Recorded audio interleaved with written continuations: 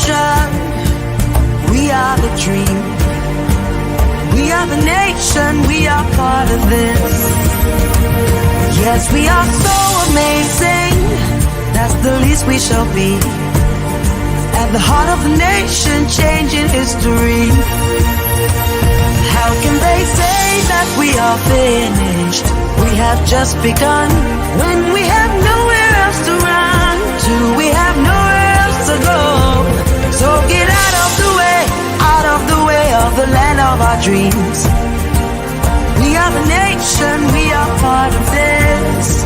Oh, oh. We are the nation, we are part of this. Whoa, carry the song, carry the sound. The future is here. The future is here. Goodbye yesterday, tomorrow is now for the taking. The future is here. The future is here. I am the future. I am the future. I am the dream. Whoa, I am the nation. I am part of this.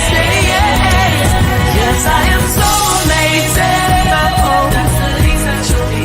The least I shall At the heart of the be. nation, changing history.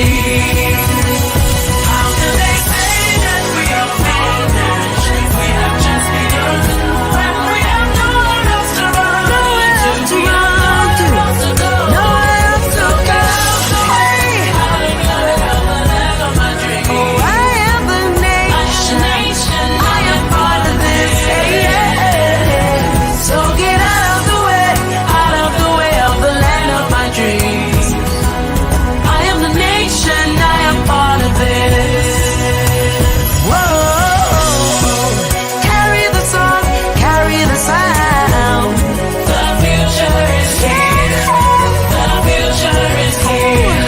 Goodbye yesterday, tomorrow is now for the taking. The future is here. The future is here.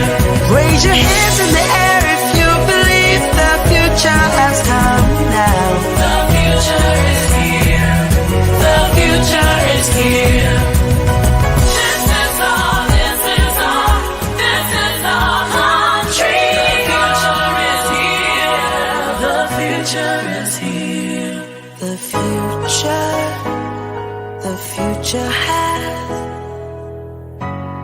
The future has come.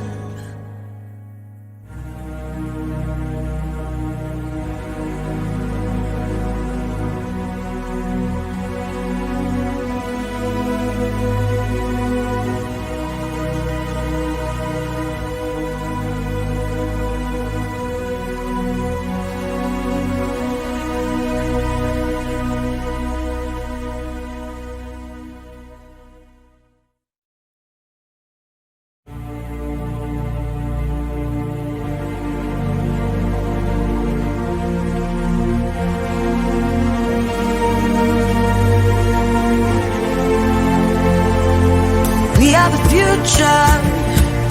We are the dream.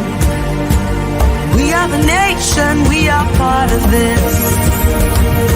Yes, we are so amazing. That's the least we shall be. At the heart of the nation, changing history.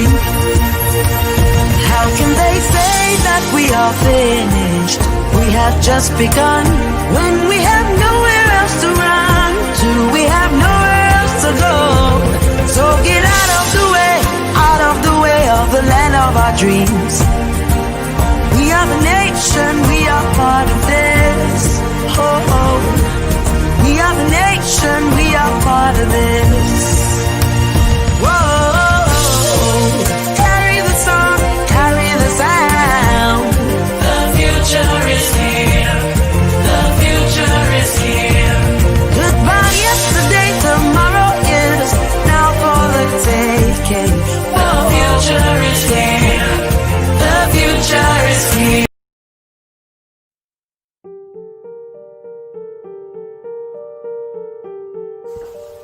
Hello and welcome. My name is Dr. Lola Adeyemi and I'm the founder of Mentoring Her. Mentoring Her is a social networking platform for girls and women to mentor one another. Mentoring Her is all about community, communications, and connections. It's a virtual, free space that breaks down the barriers of access that women face to mentoring. It breaks down the barriers of access associated with space, time, geography, socioeconomic status, and so it actually creates a level playing field for everybody to communicate.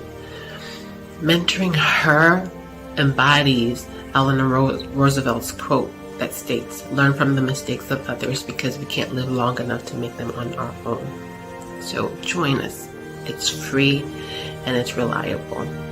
We believe in the power of learning and shared experiences and those that became before us. So it's important that your involvement is a judgment-free zone. And we don't expect you to have all the questions. We just want our mentors to have a listening ear. It may vary depending on what you decided to be. You might be a mentee, you might be a mentor, you might be a coach. So go in there and apply. You go to www.mentoringher.com and you click on apply. And when you apply, if you fit the criteria of the type of women that we're looking for, you are accepted to be part of our community. And then you immediately get into the platform, and then you're able to communicate with like-minded women who help you achieve your goals and be a better you. The idea is to share experiences and to share the power of networking so that each and every one of us can achieve our set goals. One of the most important things is to realize that nobody's an expert and that we don't have all the answers, but to know that you have more sisters than you know. In all of your mentoring relationships, it is important to be your authentic and best self. It is important to share your stories, your experiences, your vulnerabilities, and your failures. It leads to an authentic and thoughtful relationship. And finally, it is important to keep in touch. Sometimes one may feel that this person is bothering that person. It's important to respond to your messages or tell somebody you're not available right now, or when you are available, so that nobody crosses the line. And you can access Mentoring Her on your mobile phone, and so that it is always with you. You can comment on the discussion board, watch videos, read articles on our resources page. You can always learn something new.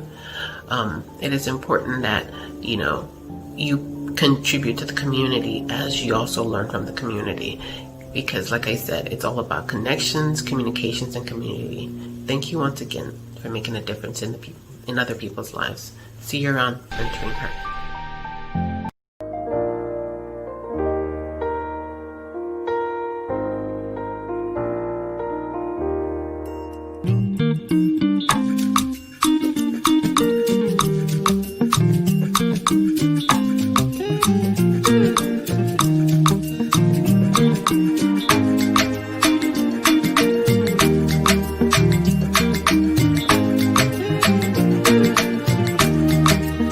First let me say to you, I cannot wait to see you.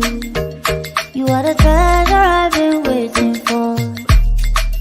Do you know how much I really need you? I dey pray for the day when I can finally kiss you.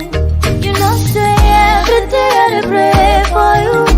Oh, in my heart today's a permanent place for you. That's why my heart it a beat like do bang. Cause now you I choose, so I am fairly unfair. I sing for you wanna be like do bang. Baby now you I go pick up, I am fairly unfair. Don't tell me oh. See I may not give the world to you, but I'll give you what I have. Oh.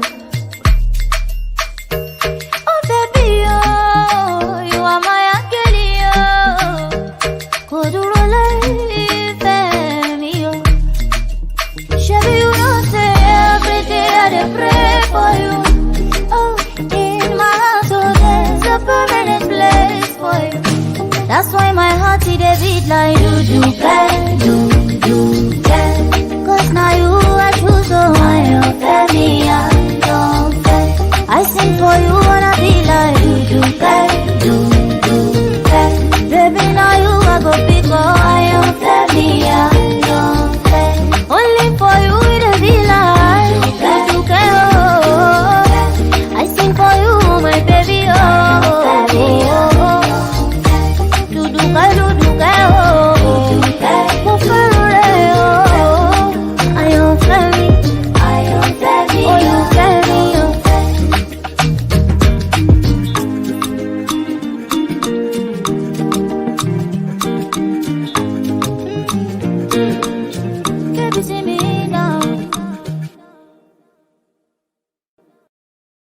Hassatu Adegbite is guided by her personal mission statement, which is to positively inspire, impact, and invest in lives. She is an alumnus of Harvard Business School with an Action Learning Masters in Business Administration from Business School Netherlands, BSN, and serves as a member of the BSN Governing Board of its alumni. Hasantu is also a graduate of Business Administration from the University of Abuja, where she served as the first female president of the Nigerian University Association of Management and Business Students. She has over 20 years professional experience in banking, entrepreneurship, and team building consulting. Hasantu's corporate work experience started in commercial banking at the United Bank of Africa PLC, an administrator, and at ICDL, Nigeria. Her entrepreneurship experience has been in team consulting and event management. In addition to this,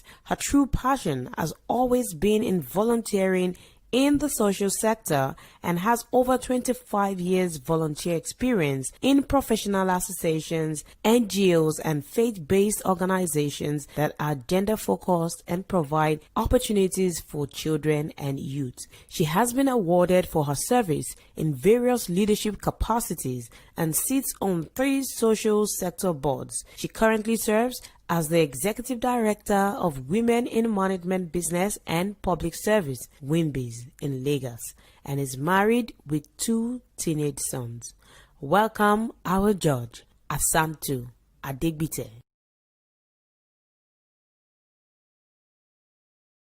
Osayi Alile is a quintessential leader with over 20 years in the small and medium enterprise SME and the third sector with a wide array of experience covering international development, business and philanthropic management, fundraising and sustainability. Her degree in sociology and public administration from Rutgers University, New Jersey, prepared her to be a catalyst for change as she has revolutionized the nonprofit sector in Nigeria and beyond. She possesses executive certifications from Lagos Business School, Nigeria, IMD, Cranfield, Harvard University, and Yale. She is also a member of the Institute of Directors, Nigeria. Osayi Alile is currently the Chief Executive Officer at ACT Foundation, a grant-making non-profit organization that provides funding to social sector organizations focused in the areas of health, entrepreneurship, environment, and leadership. Through her hard work, dedication, and resilience, ACT Foundation has been adjudged the Not-for-Profit of the Year and 2019 Sarah's CSR Awards. As a visionary leader, Ms. Alile has served in various leadership capabilities, including being the Executive Director, Faith Foundation, Vice President Junior Achievement of Nigeria, and CSR Consultant, Access Bank PLC. Past Chairperson Women in Management Business and Public Policy WIMBIS, Osayi Alile sits on several boards including House of Tara, Sapphire Events, Future Projects, Africa Leadership Network Forum, Idea Hub and Global Dignity, an affiliation of the World Economic Forum in Norway. Osayi Alile is passionate about women, youth empowerment, quality, and creating positive social impact in our world. Welcome our judge, Osayi Alile.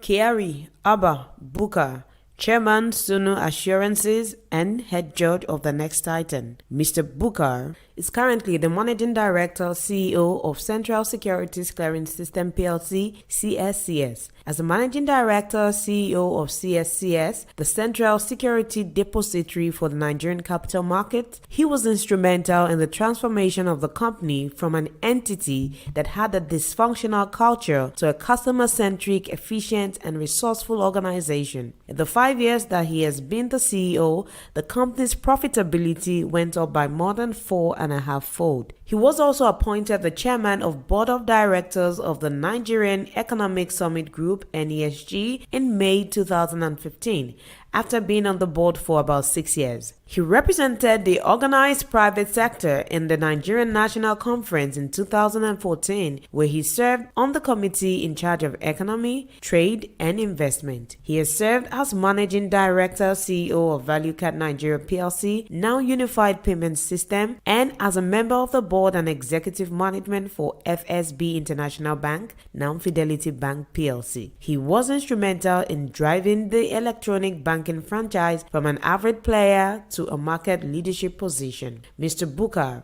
holds a BSc degree in physics from Ahmadu Bello University, Zaria, Nigeria, and MSc degree in nuclear engineering from Oregon State University, USA. He is an alumnus of Lagos Business School, LBS, Wharton Business School, and Harvard Business School, USA. Welcome, our judge, Mr. Kyari Abba Bukar.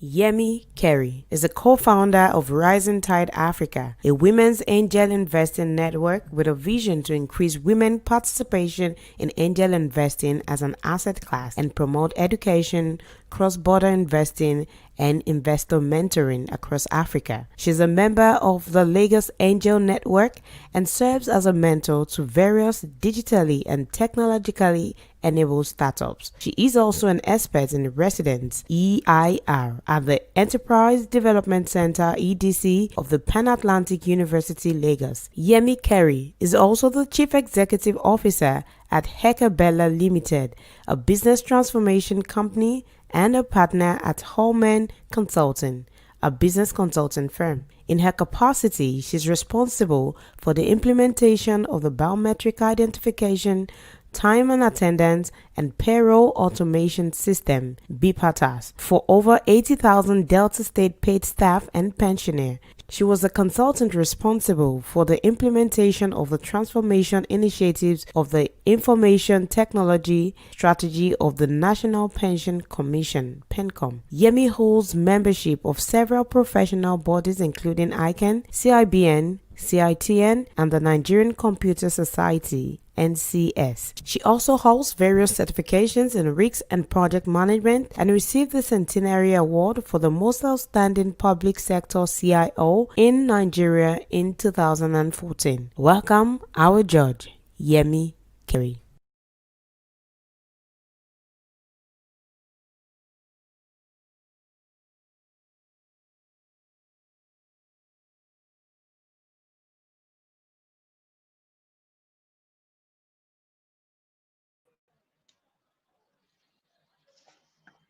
All right. Welcome, everybody, once again to the first ever Pitchathon by Mentoring Her, the entrepreneurial Pitchathon by Mentoring Her. We really welcome everybody. Welcome to all our judges. We are really honored to have you all here. My name is Shoma Bajulu, and I will be the MCO host for today's event.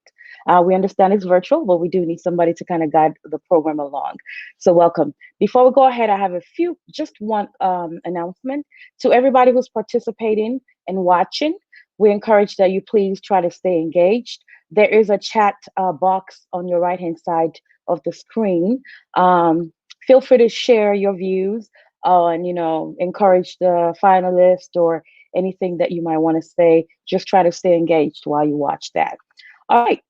Here we get to the highlight of the evening, and that's introducing our finalists for today. And to do that will be another amazing woman who's also an entrepreneurial coach herself. She's the founder of AGS, and she has been working with our finalists up until this point, helping them with their pitches and just generally working with them. Please welcome our lady, Miss Ife Durosimi Eti.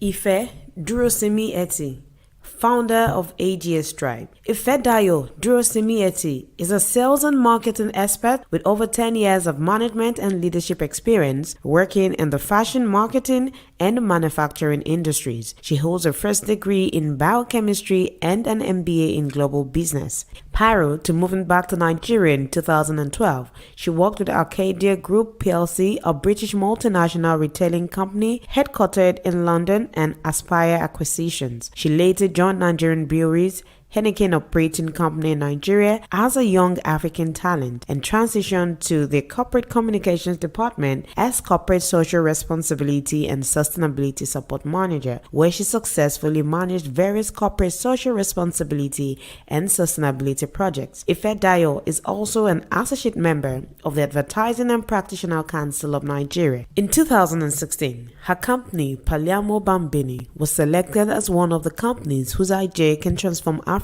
by the Tony Elumelu Foundation, and she's currently one of the alumni hub leads for the Southwest region of Nigeria under the foundation. In 2017, she received an award from Vivian Fowler College for Girls, one of Nigeria's best secondary schools, in recognition of her contribution to women empowerment. She was also selected as a global shaper of World Economic Forum. In 2018, she was invited to Harvard University to serve as a panelist during their African Development Conference to discuss the role of women in democracy and how it impacts on businesses in Africa. Welcome, our coach, Ife Drosimi Eti.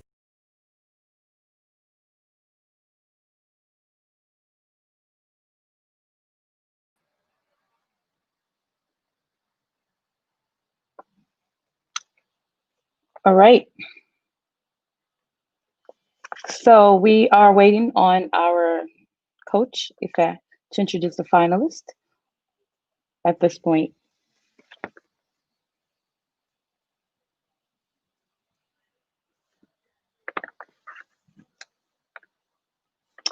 Okay. All right. So we're just going to make some quick changes. I guess we're just going to go ahead and introduce the finalists. The finalists, if you're listening to me, I hope you're ready. We're just going to jump right into it because we would not like to waste anybody's time while we're here. So why don't we start by bringing on our finalist one.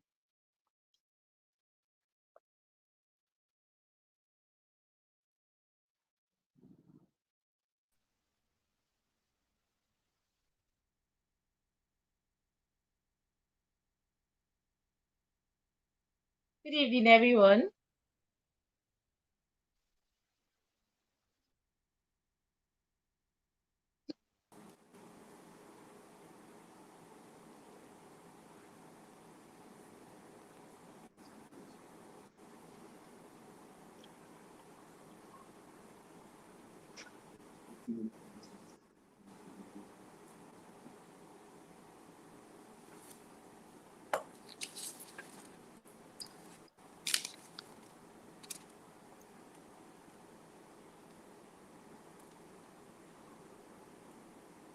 You can go ahead. It's your time for your pitch, finalist one. Good evening, everyone. I am Enei Oshi, the founder of Farmisphere. According to the Food and Agriculture Organization, over 72% of rural farmers live below the poverty line. And the poverty rate over the last 10 years has increased by 30%. It is most likely to increase and double by the year 2050. Essentially, the first sustainable development goal is to end poverty in all forms. Have you ever wondered why most rural farmers look tattered and live in abject poverty, despite agriculture being the mainstay of the Nigerian economy? Most rural farmers lack the ability to efficiently market their products. They lack timely market access, market information, and processing facilities. Hence, they are exploited by middlemen who offer very low prices for their products and sell up at exorbitantly high prices to the consumers, thereby shortchanging these farmers and threatening food security. Farmisphere is an e-commerce platform that provides farmers with timely market access, the market information, and processing facilities. Farmisphere allows food businesses access frozen products as early as the next day after the order is placed, and also ensures farmers sell off their products as early as the same week the order or request is made.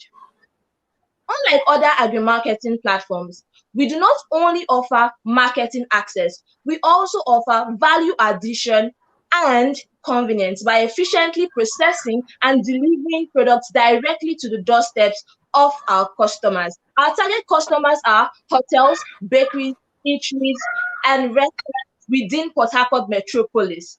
A major weakness among our competitors is the inability to gain farmers' trust. At Famisphere, farmers trust us because we treat our farmers as top priority and ensure they make the best marketing decisions in order to grow their level of income and end poverty. In the last 18 months, we have helped over 20% farmers sell their products, and we have generated in profit a profit of 200,000 naira from the sales of products and the registration of farmers. We have also signed a new partnership deal with one of the biggest frozen farms in Rivers State, Matalos Nasa. Our major milestone is the upgrading of our e-commerce store, and we are currently rebranding our products. On our team, we have 2 professional agricultural extensionists, a certified digital marketer, a certified software engineer, and a business strategist with over 7 years of experience in the agribusiness. We are currently seeking funds to acquire the relevant facilities for processing and value addition of our range of protein products. We also require the necessary mentorship and guidance in order to achieve our goal, which is to end poverty. Thank you.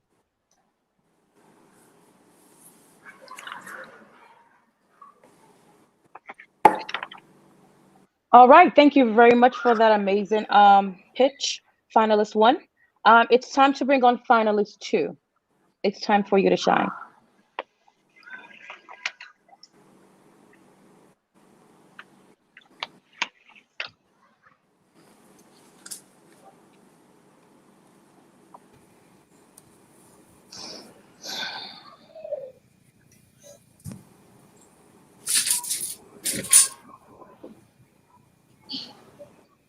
Finalist 2, it's your time to pitch.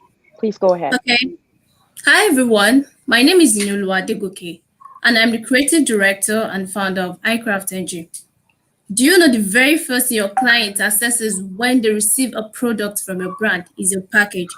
Do you also know that packaging has an important promotional role to play in the growth of your business? iCraft NG is a custom craft design and packaging enterprise. We provide custom packaging solutions to businesses, organizations, and to individuals. We help brands and emerging brands to decide how best their products can be packaged to reach their target market, and also how they can achieve their promotional goals. This we do when we provide bespoke packages specifically for their brands. What they are mentioning is that our products, they are eco-friendly. They are eco-friendly, which is papers. They are biodegradable, as we all know, and they pose 0 threats to the environment. So why not choose paper packaging? So I have a product box here. So this product box made of fries and chops. So this product box is self-promotional. It speaks volume about a brand in the absence of the brand owner. And then we make it specifically according to how the brand owner wants it. The special feature about this product box is it is collapsible. Hence, it does not occupy too much space in the store of the business owner. So all it needs to do is just to assemble it, put the food or the contents, and then just deliver. Also, I also have another product box right here. On seeing this at first sight, a client or a potential client knows that this brand, Funky J Collections, is a clothing brand. So we make we make it according to client specification using Adire prints. This is not fabric. This is made out of papers.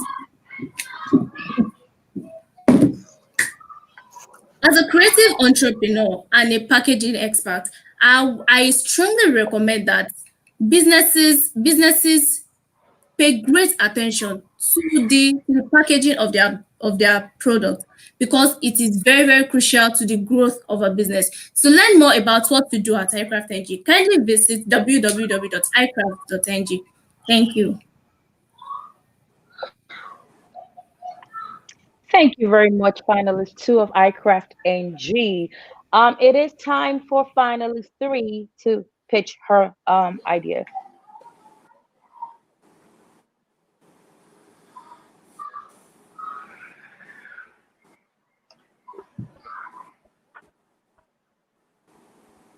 Good evening, everyone.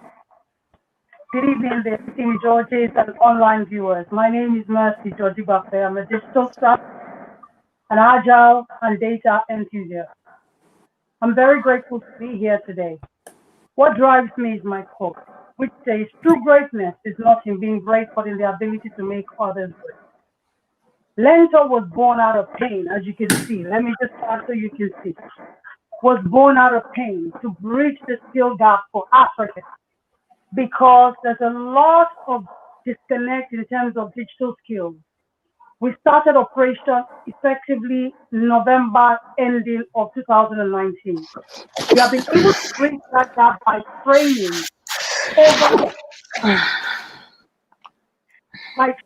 over 350 digital marketers within a space of 7 months. And interestingly, the work is speaking for itself. We got into a partnership with Scrum.org. There's one of the 2 internationally recognized certification bodies, Scrum.org and Scrum Alliance. What is racing me is the lack of opportunity that I never had, that nobody gave to me, but I knew I had the opportunity to express myself. Our market, based on the MSME data of 2017, shows that the market is over 41 million. The only target that we are targeting is women between ages 25 and 45 years old. And we're just asking for just 11,000 of that market share. And our goal is to breach the UN MDG goal 4, 5, 8, and 9. So that this way we can produce women and great minds that can change this country.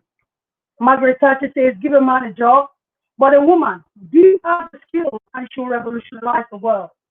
I believe in that strongly. I'm a product of pain.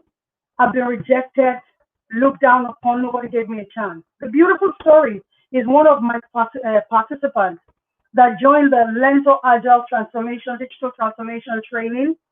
And at the end of the day, she's 19 of them, due to the partnership that I've signed with Scrum.org, are graduates of PSM1 certification. That's Professional Scrum Master certification. An average salary of a Scrum Master internationally is 135,000. So you imagine how many African women are exposed to these skills as agilists, data scientists, not just understanding how to plot a graph or just saying I understand social media, but just having the necessary technical skills that gives you a competitive edge for the international community. It will revolutionize Africa. It will change the game for everyone. The last story I just want to share. Just last month, I dabbled. I said, let me try something for the children. My children manage my social media account because I've trained them on digital marketing.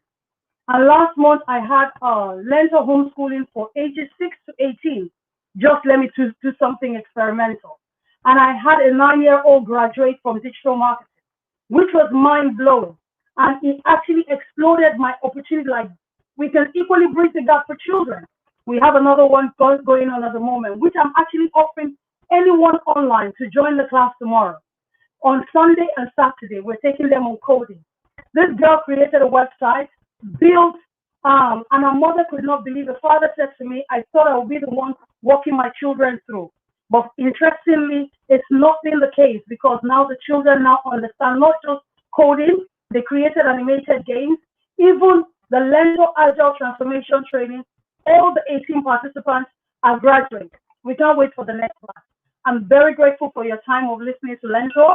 I know this is a goal for us to break the gap. Thank you very kindly and have a lovely evening.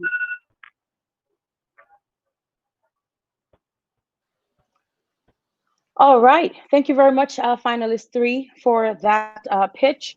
Just real quickly to the finalists who have gone ahead, we know that you are anticipating questions. We ask that you please be patient with us. Once the last finalist is gone from this round, we'll bring you all back and we'll have the judges will have the opportunity to ask you their questions. So please bear with us. All right. It's time for our fourth finalist. Finalist four, are you ready? It's your time to shine.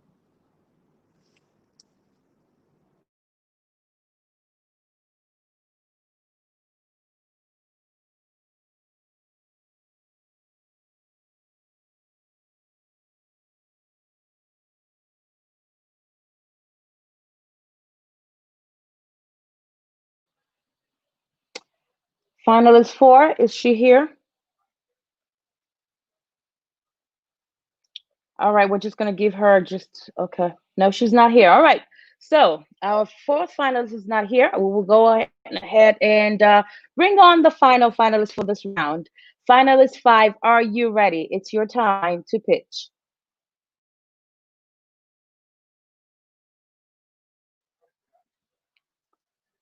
We'll bring on finalist five, please.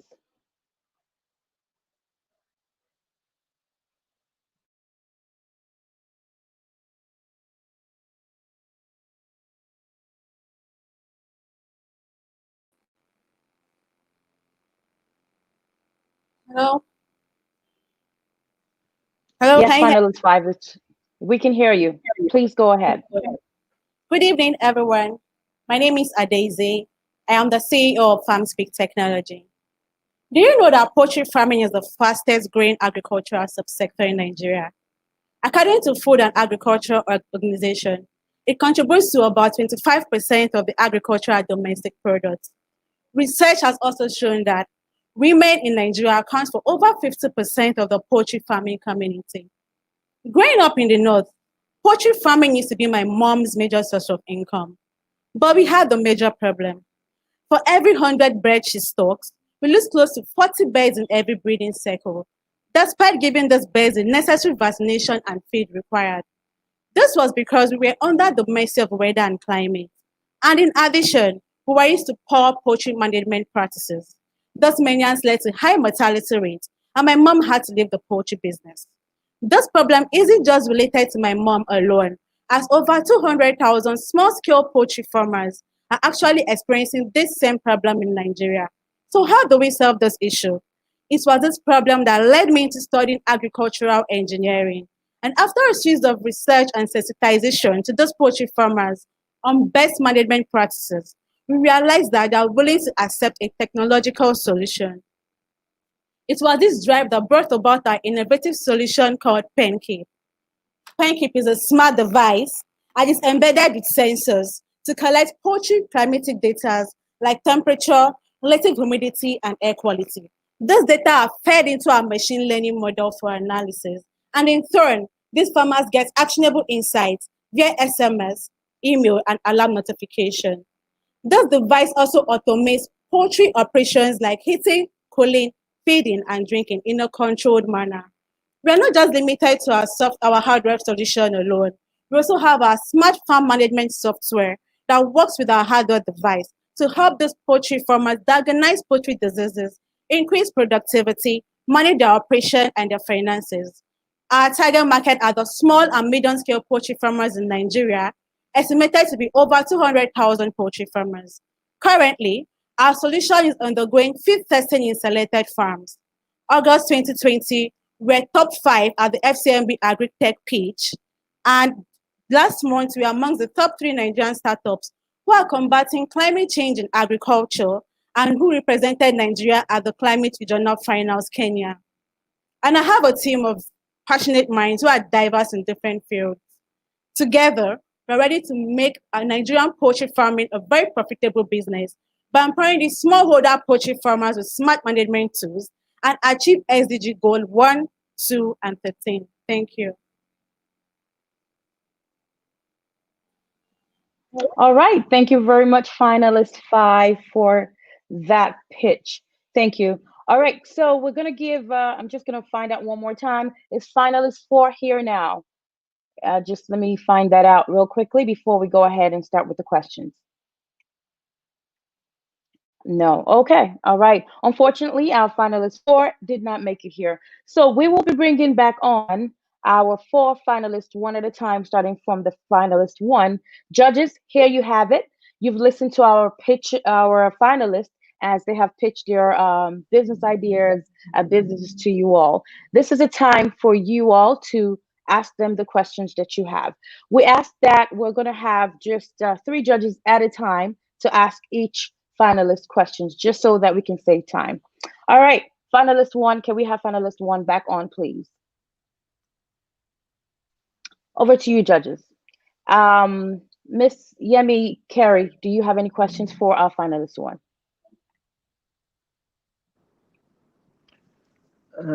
Not at this. No. Not at this time. Okay, thank you very much. All right. How about you, Ms. Asai? Any questions for our finalist 1?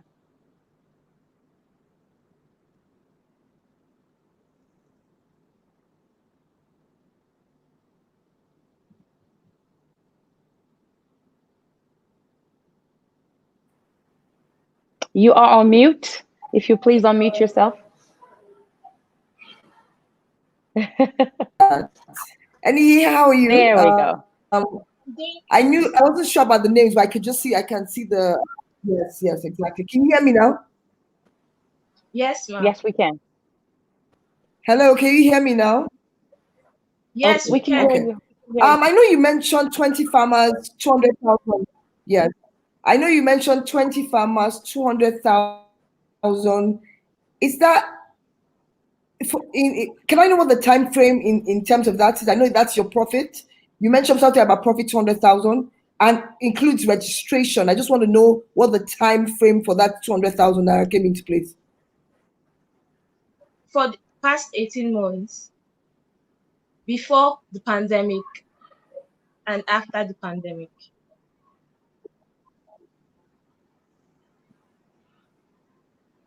So 6 months. 18 months, ma'am. Give and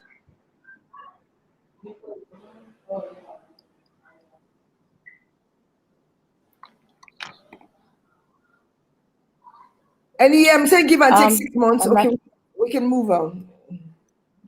She said 18 months, ma'am. 18 months before and after the pandemic. All right. Okay, thank you. Thank you very much. Thank you. Is that all for you, Judge Osai? Yes, that's fine. I think she heard me. Okay, thank you. All right. What about Judge Chiari? Do you have any questions for finalist 1? Very, very quickly, what's your business model? It says e-commerce. Is this a site where you do not take responsibility or liability for stocking the goods from the farmers, or is this just a network where you're bringing the farmers and then the customers? What does the business model look like? Okay, we don't stock products. Once order is made, we contact the farmers and then pick up the product and deliver the next day. If it requires processing, we process early the next day and deliver. So we don't really stock for a longer time. It's just overnight. And we take liability for products after collecting from the farmers.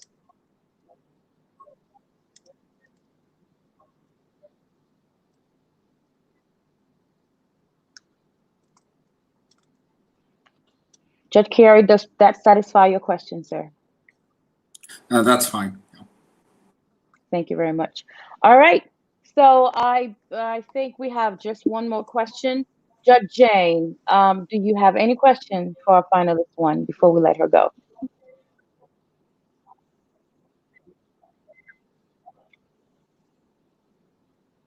Okay. I'm not sure if Judge Jane is still there. I don't see her on the camera at this time. All right. It does look like she might be experiencing some technical difficulties. Just so we don't keep us all waiting. Thank you so much, finalist one, for your pitch and for taking the questions. Thank you so much. All right. Can we please bring back finalist two for her questions?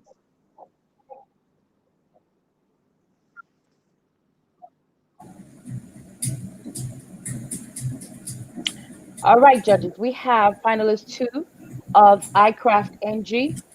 Please go ahead and have your questions for her. We'd like to start again with Judge Osai at this time. Do you have any questions for finalist two?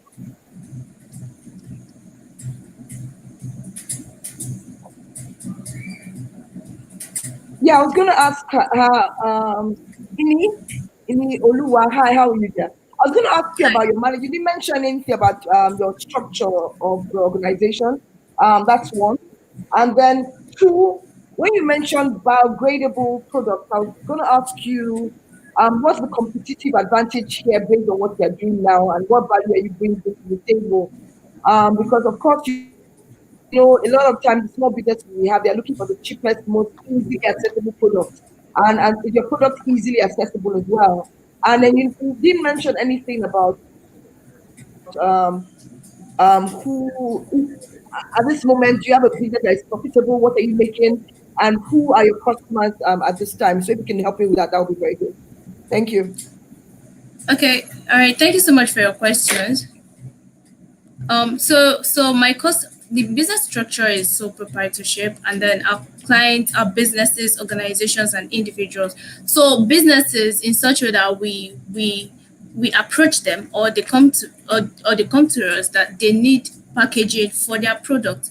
Imagine brands, for example, they probably don't know the best package to use for their product. So we consult, we tell them the best thing to use. Okay, and also individuals. In such a way that we make we make gift boxes, personalized gift boxes for them. That is actually another line of product. So make gift boxes for them. And I'm sorry, what other question is that? Ma'am, please, the third question. Judge Osai, I think what she wanted you to do was go.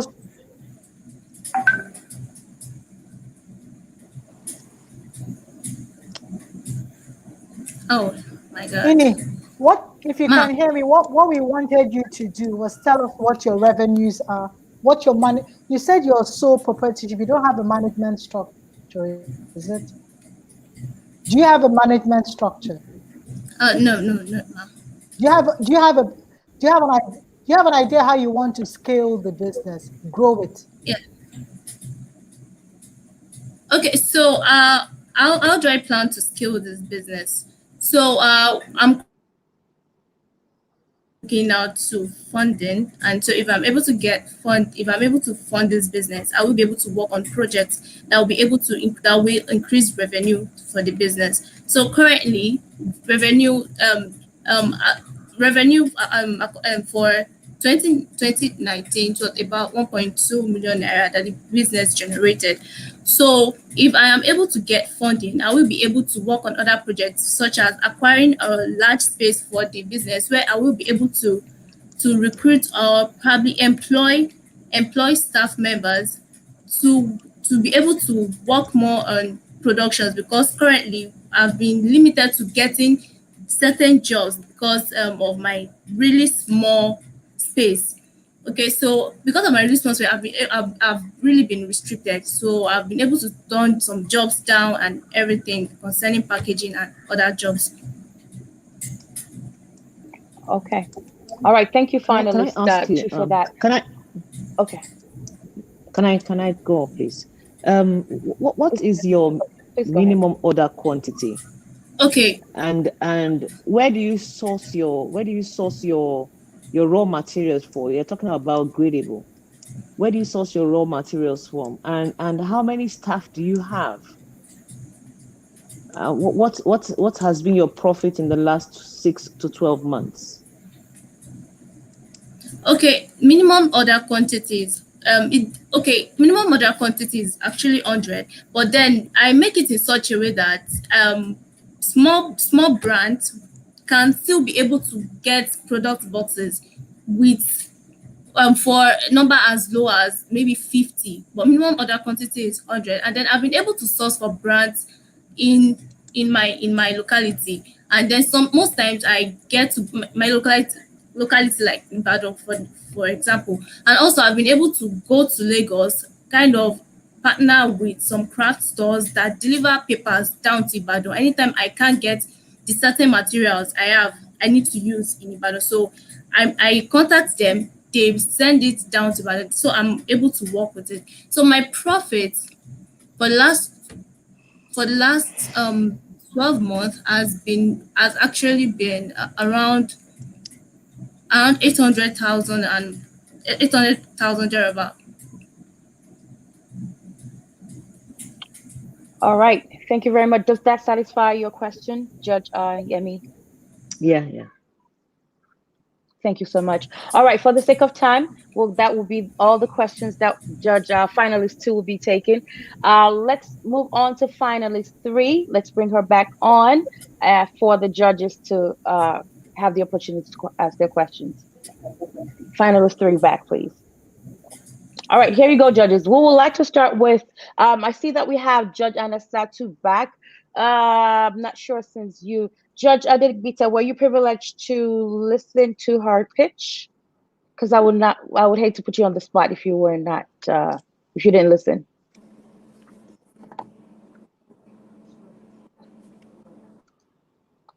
Can you hear me, Judge Adegbita Anasatu? Sorry. Yeah, good evening, everybody. I'm not sure whether the network is too clear. Okay. I really don't know what is happening. I've been on meetings all day, so I'm just surprised that it's been a bit wobbly this evening. But I did listen into one or two things, so I'm fine. Okay, so please go ahead and let's ask finalist 3, a question, if you have a question for her. If not, that's fine.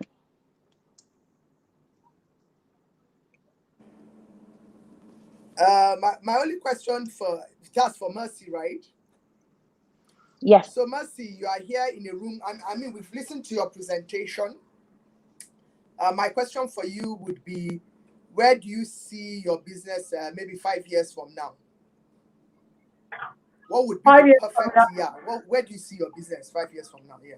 I know right now I'm not profitable because I've projected based on projection that in the next 3 years I'll probably not be profitable because I've been giving. But in the next 5 years, at least year 3, I should have broken even with a 27 million based on my projection that I've made. At the moment, we have a growing community of 1,000. I'm hoping in the next 5 years that should have doubled to like 50,000. And it's not because I'm trying to raise that. I've got a lot of numbers. I have over 5,000 data sets that have informed every step of the way that I've made. I've trained over 2,000 people since COVID, and I've outsourced even from the training, which was free, to companies that they've gone to work. So in the next 5 years, most definitely Lentor would be profitable. Based on the projection of year 3, we were projecting about 27 million that will make, so that should double that, especially with the partnership that we've gotten with Scrum.org and Scrum Alliance. And if I get the 1 million today, one of the key things that I need to quickly fix is 3 of my laptops that is broken, that has crashed due to every load of work.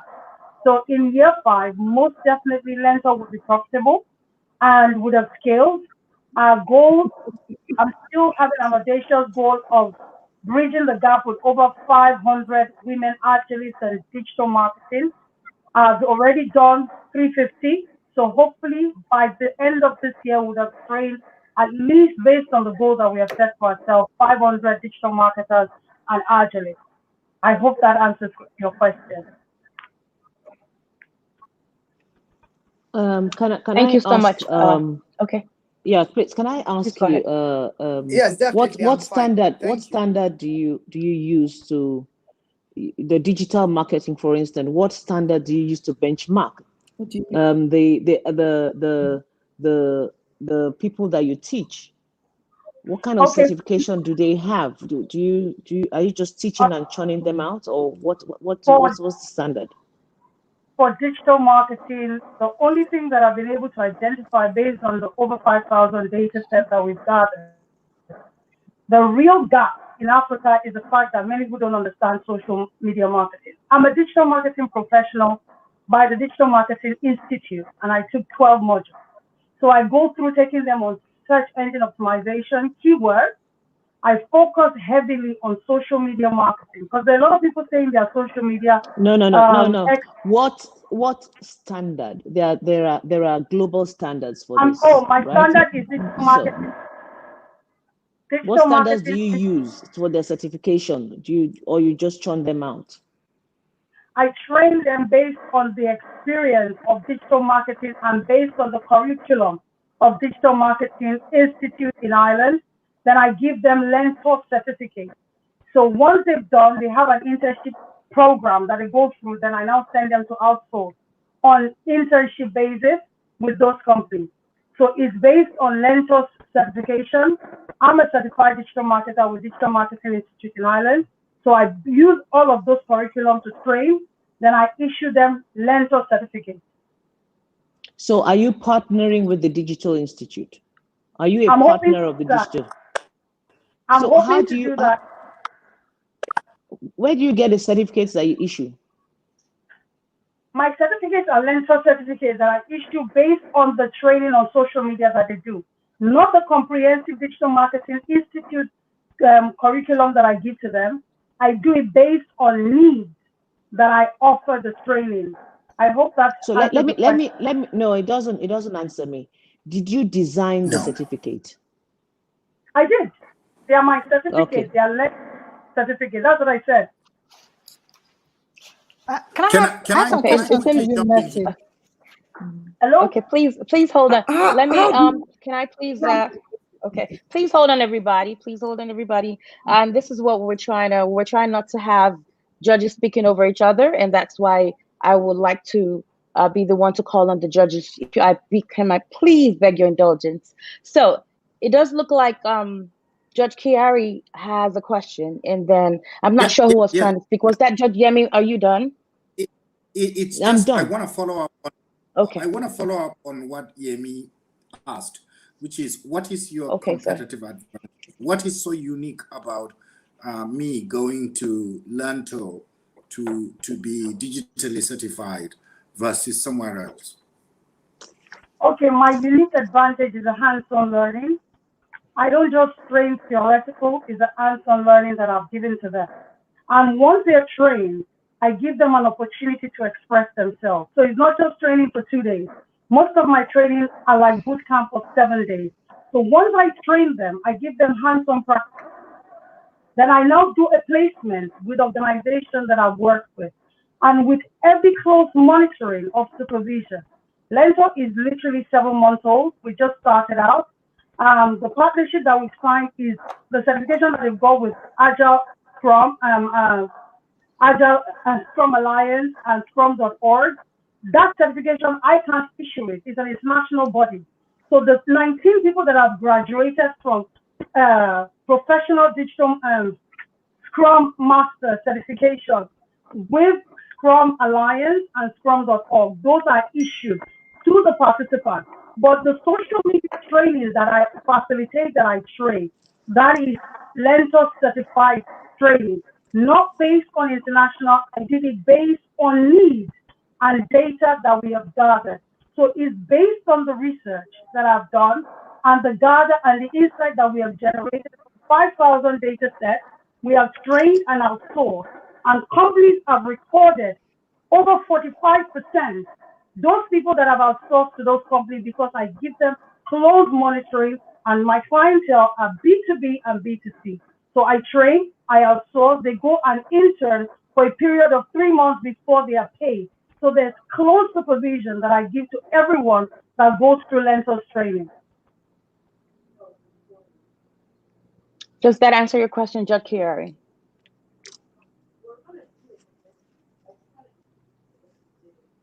Hello? Thank you, sir. Thank you very much. Okay.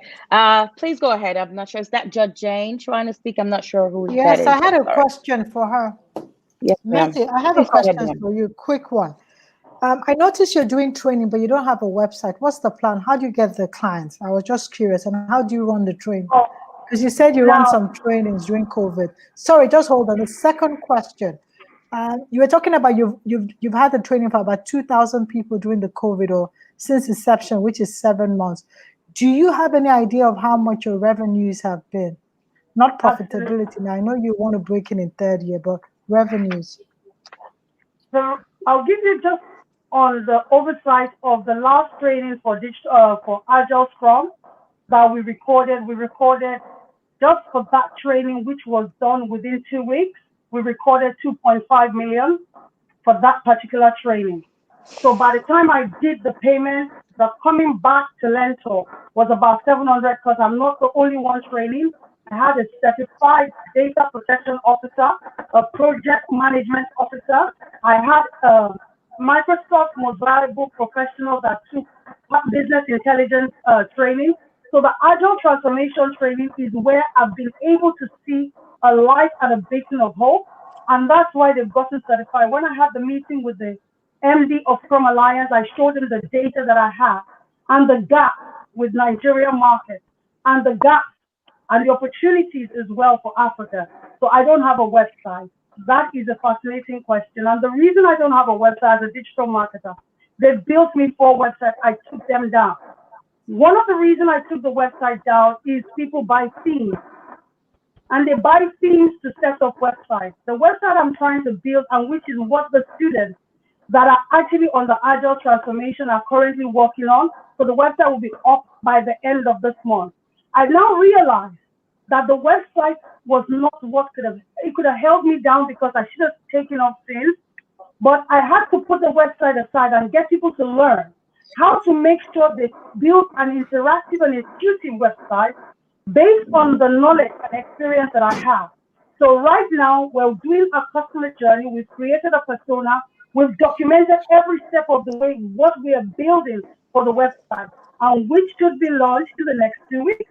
We had a website, I had to take them down because it's not what I wanted to build based on the knowledge and experience and exposure that I have with regards to an interactive website that people can benefit of. So my students are currently using my website to learn how to build an internationally recognized website. But it didn't hold me back with the meeting I had with the MD of Scrum Alliance, northscrum.org, because I have data that has confirmed. Even from the data that I've gathered in the last 7 months, which is done via Google Forms, I've seen that only 15% of many business owners have websites. The rest do not have a website. So it's a major gap. I'm not building a static website that is not going to do things for me. That is what speaks for me. And hopefully, if you check some of my social platforms, there are testimonials that have come. One of these is Mrs. Aziz that attended 2 weeks of my training, which she couldn't believe. And she gave me a sterling testimonial, which was shared on all my social platforms. I hope that answers your question with regard to the website. All right. Thank you so much, finalist 3. Judges, thank you so much for your questions. Again, for the sake of time, I know you might have more questions, but for the sake of time, we'd like to move on to the final finalist of this round so that we do not waste your precious time. So can we please bring on finalist 5 on for the judges to have the opportunity to ask their questions. But thank you so much, judges. You guys are doing an amazing job. Thank you. So that we do not waste precious time. So can we please bring on finalist 5 on for the opportunity to ask their questions. Well, thank you so much, judges. You guys are doing Okay, judges, finalist 5 is here. You have your opportunity to ask the questions. I would like to start this time with, let me see who has been, Judge Chiari. It's your opportunity to please ask, do you have any questions for our final finalist of this round? Yes, can we get a bit technical on the device that you showed us?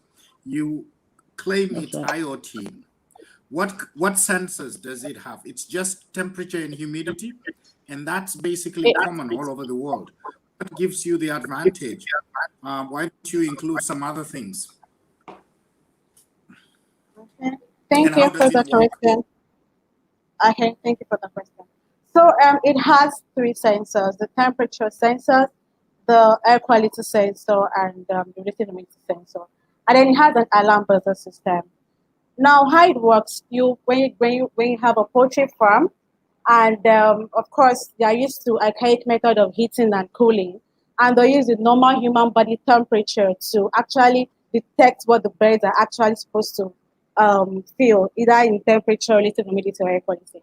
So what this device do is when it's installed on your farm, it takes those parameters within your farm. So we have a benchmark, for example, day old chicks.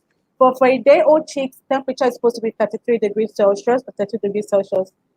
And if your poultry environment is less or above that, it signals you through the alarm buzzer system. It sends a signal either through SMS, email, or through the buzzer alarm system. For those who do not have a smartphone, you have the opportunity to have your readings via your normal GSM model phone with an SMS. And then when it sends an alarm to you, it's now left for you to go to the field, turn on your heater if you're not on the field, this same device, just with a single click from our web app or our mobile app, and then it turns on the heater or it turns on the cooling system. Just regulates and at the same time monitors the poultry environment. So that's what it does. So SMS and USSD, or just SMS only? Or can it do other things? Because Okay. the details is kind of missing. The second thing is that the air quality. What do you mean by air quality? Okay, for the notification, we've actually not incorporated USSD now because we're going to be doing that, but we've not incorporated USSD. It just says SMS. Then for you to have a smartphone, you can either apply through email, you can get notifications through mails, or if you're on the farm, if you're the kind of farmer that lives on the farm, you can get your notifications via alarm buzzer system. Now for the air quality, every poultry environment actually is exposed to environmental conditions and pollution. So there's a particular standard and benchmark at which those poultry birds are supposed to be exposed to a normal poultry environmental quality for air quality. So when that air quality is actually not very conducive, and it tells you, okay, for this poultry, you're supposed to go through screening, and then there's this particular I would call it an air quality screen reader, and then you can spray up your poultry and then balance it. At the same time, where actually it filters the air quality is because of poultry diseases. Most times, poultry birds actually get their disease from airborne. So, and at the same time, when it reads that the poultry environment is actually not safe for this poultry bird, you have and then it's giving you options already. Most of your poultry birds are already going through diseases. This is where our software management platform comes in, and it detects that poultry diseases, it diagnoses it for you, and then we link you up to a veterinary doctor. I hope that answers your question. Can you hear me? Can you hear me? Judge No, Carey, maybe we will, at this point, maybe we will have side conversation, because there is something I want to hear. Okay. You haven't mentioned it. All right. So it does look like Judge Carey has, certain interest in that, but I do we'll like to move on. I have just one last question. It looks like Judge Osai is signaling to ask the question, and then we can move on so that for the sake of time. Judge Osai, please go ahead.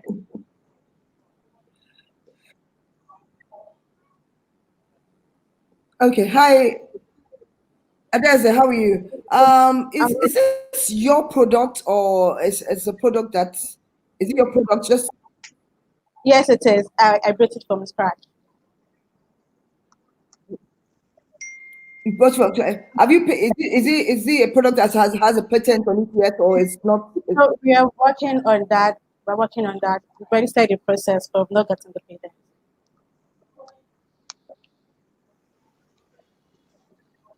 All right. Okay, when did you register it? Sorry, I'm just trying to. We registered Okay, and then what are your sales in it now? Have you sold some, or are you using it personally? Okay, currently it's undergoing free testing in selected farms, so we can get feedback from these farmers to see if we can actually improve or it's actually a market fit. But before this particular MVP, we already had about 3 different hardware for this, and we're iterating to get a market fit MVP. So we've not made revenue yet. We just partially launched.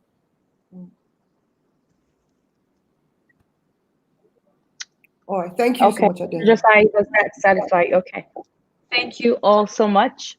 I believe that we have, and please correct me if I'm wrong, I believe we've asked all the finalists in this round questions. We've had the opportunity to question all the finalists on this panel. Correct? Can somebody please confirm that for me on the team? Confirmed. Yes, thank you very much. All right. So to all our finalists, thank you so much for your pitches, and thank you so much for the questions.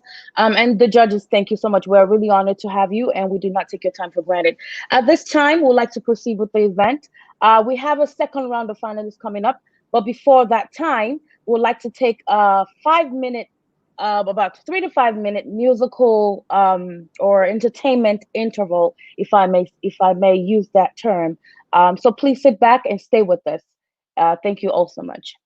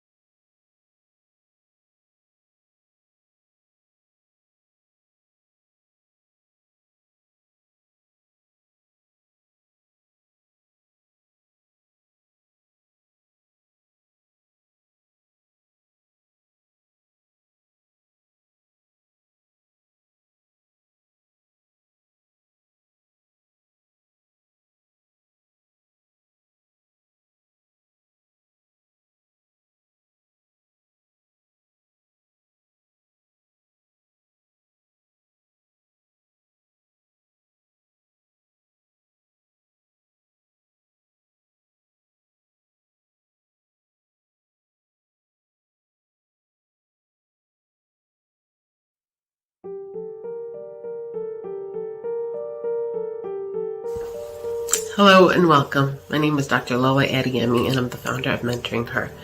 Mentoring Her is a social networking platform for girls and women to mentor one another. Mentoring Her is all about community, communications, and connections.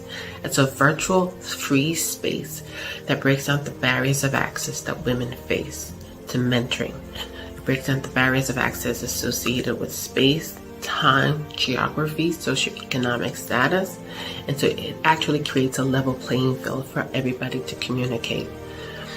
Mentoring Her embodies Eleanor Roosevelt's quote that states, "Learn from the mistakes of others because we can't live long enough to make them on our own." So join us. It's free and it's reliable. We believe in the power of learning and shared experiences and those that we came before us. So it's important that your involvement is a judgment-free zone. And we don't expect you to have all the questions. We just want our mentors to have a listening ear. It may vary depending on what you decided to be. You might be a mentee, you might be a mentor, you might be a coach. So go in there and apply. You go to www.mentoringher.com and you click on apply. And when you apply, if you fit the criteria of the type of women that we're looking for, you are accepted to be part of our community. And then you immediately get into the platform, and then you're able to communicate with like-minded women who help you achieve your goals and be a better you. The idea is to share experiences and to share the power of networking so that each and every one of us can achieve our set goals. One of the most important things is to realize that nobody's an expert and that we don't have all the answers, but to know that you have more sisters than you know. In all your mentoring relationships, it is important to be your authentic and best self. It is important to share your stories, your experiences, your vulnerabilities, and your failures. It leads to an authentic and thoughtful relationship. And finally, it is important to keep in touch. Sometimes one may feel that this person is bothering that person. It's important to respond to your messages or tell somebody you're not available right now, or when you are available, so that nobody crosses the line. And you can access Mentoring Her on your mobile phone, and so that it is always with you. You can comment on the discussion board, watch videos, read articles on our resources page. You can always learn something new. It is important that you contribute to the community as you also learn from the community, because like I said, it's all about connections, communications, and community. Thank you once again for making a difference in other people's lives. See you around Mentoring Her.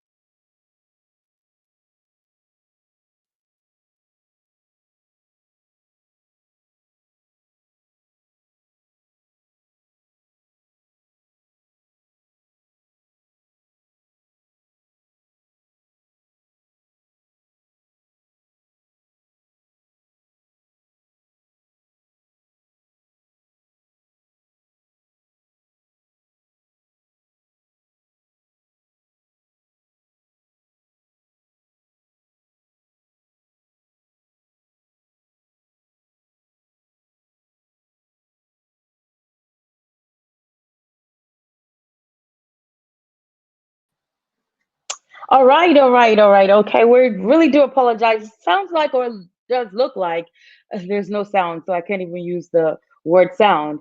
It sounds like there's some technical difficulties. We're not sure where that's coming from, but again, we do respect the time of our judges, and we have our five other finalists who are waiting, and we do have to respect everybody's time. So I think we should just go ahead with the rest of the program, and once that's fixed, we can maybe bring in our performing artists. So please, we'll have the vote of thanks by our founder, the CEO, Dr. Lola Adeyemi. If Dr. Lola Adeyemi is ready, please bring her on for her vote of thanks at this time.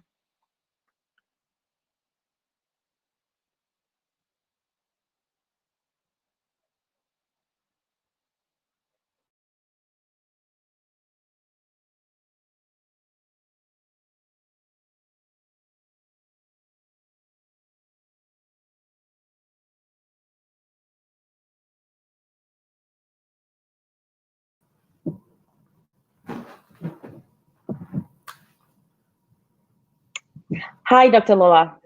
Hi, everyone. We have been waiting for this moment. Thank you. Please have the floor. Thank you.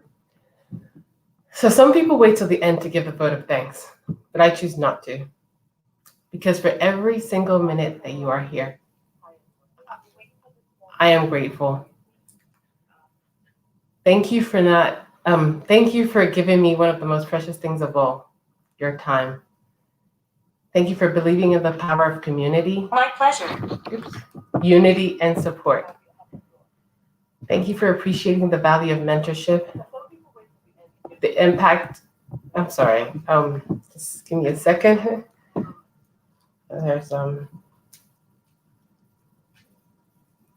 a conflicting sound here. I apologize. Okay, so let's start this again. So some people wait to the end to give a vote of thanks, but I choose not to. Because for every single minute that you are here, I am grateful. Thank you for giving me one of the most precious things of all, your time. Thank you for believing in the power of community, unity, and support. Thank you for appreciating the value of mentorship and the impact of entrepreneurship. Thank you for understanding that to empower a woman is to empower a nation. To the judges and coaches, I thank you for your wisdom, expertise, and for saying yes. To our partners and well-wishers, we thank you for your support and in cash and in kind.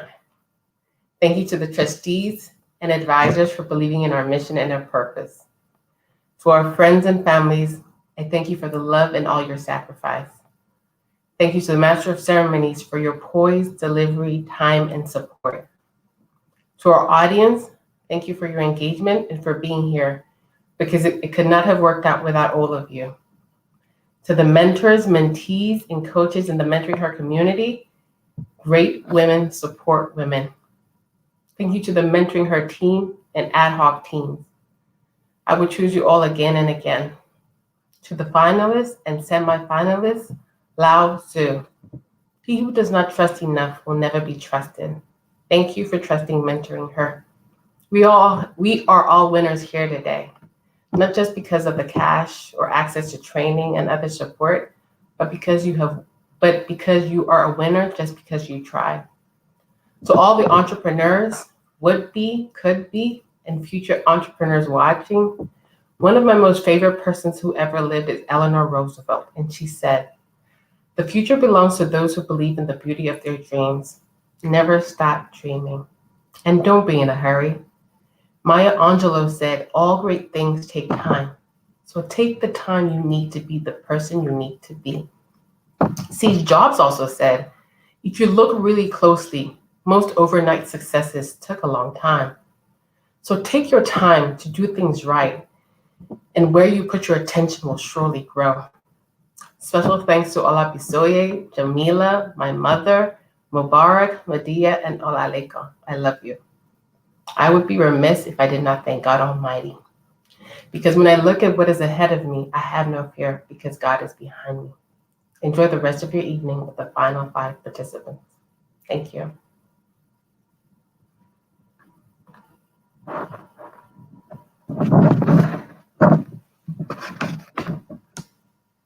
Thank you very much, Dr. Lola. That was very inspiring. And I'm sure you do motivate a lot of people who listen to you, given your speech on this. Thank you so much. All right, everybody. We're going to go ahead with the Mentoring Her Pitchathon. This is the first ever. So yes, please bear with us. Technology has its shares of, oh my God, ups and downs. And, unfortunately, we've had a kind of a fair share of that. But it doesn't stop. It doesn't stop the dream. It doesn't stop what we're here for. It's time to bring on the final 5 finalists to have their opportunity to pitch their business ideas. The judges, I hope we haven't worn you out yet. Please be patient and bear with us as we bring on the final 5 finalists and as they, pitch their own ideas. At this time, we'd like to bring on finalist 6. If you all are ready, please sit back and let's have finalist 6 pitch her business idea. Good evening, everybody. Hello, good evening. Can you hear me? Good evening. We can hear you. Please go ahead, Good finalist evening. 6. So, what does late football star and coach Stephen Keshi, the Nigerian seed game Ayo, and Nigerian businesswoman Mrs. Ibukun Awoshika have in common aside from being of Nigerian descent? Please hold that thought. In 2015, Zansi Adibowale and a few others got together and we started Keep Learning Consults to provide a platform as a summer holiday activity-based program for primary school children to help them develop soft skills outside the conventional schooling system. Over that period, we have impacted over 50 learners, most of them repeat attendees. And this year, we had the opportunity to train online using the Zoom platform, and the participation was applaudable. The importance of soft skills learning is highlighted directly and indirectly in a number of international agreements and conventions. The World Development Report of 2007 identified enhancing capabilities through soft skills education as one of 3 policy directions recommended to assist young people to develop and contribute to society. UNICEF recognizes soft skills as an important contributor to the goal of quality education. Leveraging on our appreciation of the United Nations SDG Goal 4 for quality education for employability, leadership, and entrepreneurship, our character development platform provided curated activities, games, and stories as a workbook for children called the Keep Kids Journal. We start off with self-awareness that helps the learners appreciate the beauty of their uniqueness. We tackle safety consciousness, hygiene, integrity, and other qualities. We have been using this workbook embed as part of our summer program. Now back to my initial question. All 3 are great examples of how soft skills like teamwork, resilience, discipline for Mr. Keshi, critical thinking for Ayo, and communication and passion and advocating for Mrs. Awoshika can make a huge difference. In a recent 2019 study by LinkedIn, 92% of respondents ranked soft skills more important than technical skills as the tools required for success. Essential skills not highlighted with consistency nor priority in the conventional education system. Keep Learning offers a solution to bridging the gap in soft skills development in children during the early years when they are naturally intrigued. On this basis, we're pitching to win funding and support from Mentoring Her to scale and increase our capacity to reach more consumers for the Keep Kids Journal, our fun and interactive workbook. Our revenue stream is from sales of the workbook with an estimated sales price of less than $10 to parents, schools, and institutions charged and concerned with the development of young learners. Our target market is middle-income parents from the ages of 25 to 40. And our total addressable market is 10% of the 24.4 million primary school pupils, according to the Federal Ministry of Education. Without waiting for sweeping reforms in the education system, at Keep Learning, we're bridging the soft skills gap because we appreciate that simple activities such as introducing these words into a learner's vocabulary consistently and as concepts of importance, we have the capacity to change the future. Revenue streams is based on direct bulk sales to bookshops, online and brick and mortar, private schools and to public schools via possible state level government partnership. We hope that we've been able to engage you and introduce you about our product, and thank you for your time. Thank you, finalist 6, for your pitch. Judges, at this time, we'll present the opportunity to ask our finalists the questions. Again, let me quickly highlight, we're only going to be able to take about 3 questions max for each finalist so that we can respect time. Please go ahead. Judge Jane, at this time, do you have any questions for finalist 6? Oh, yes, I do. Please go ahead, ma'am. Yeah. So I'm just curious to know, because you spoke a lot, but you didn't tell us, your management structure. Do you have a management team? Do you also, I don't know how long you've run, but do you have an idea what your revenues are or your profitability? If you can give us any indication of those. Okay. Thank you very much for that question, Ma. Currently, we have 4 people on our management team. I am the founder and CEO. I have Chief Operating Officer by the name of Chichi Enwere. I have a Chief Financial Officer, Mrs. Senami Johnson, and I have 1 manager on ground. Our profit margin for the journal targeted is between 60.25%. Before this, our revenue we've been established since 2015 as a registered company, and our revenue over that time from 2015 to date is at about ₦500,000 for the 5 years that we've been operational.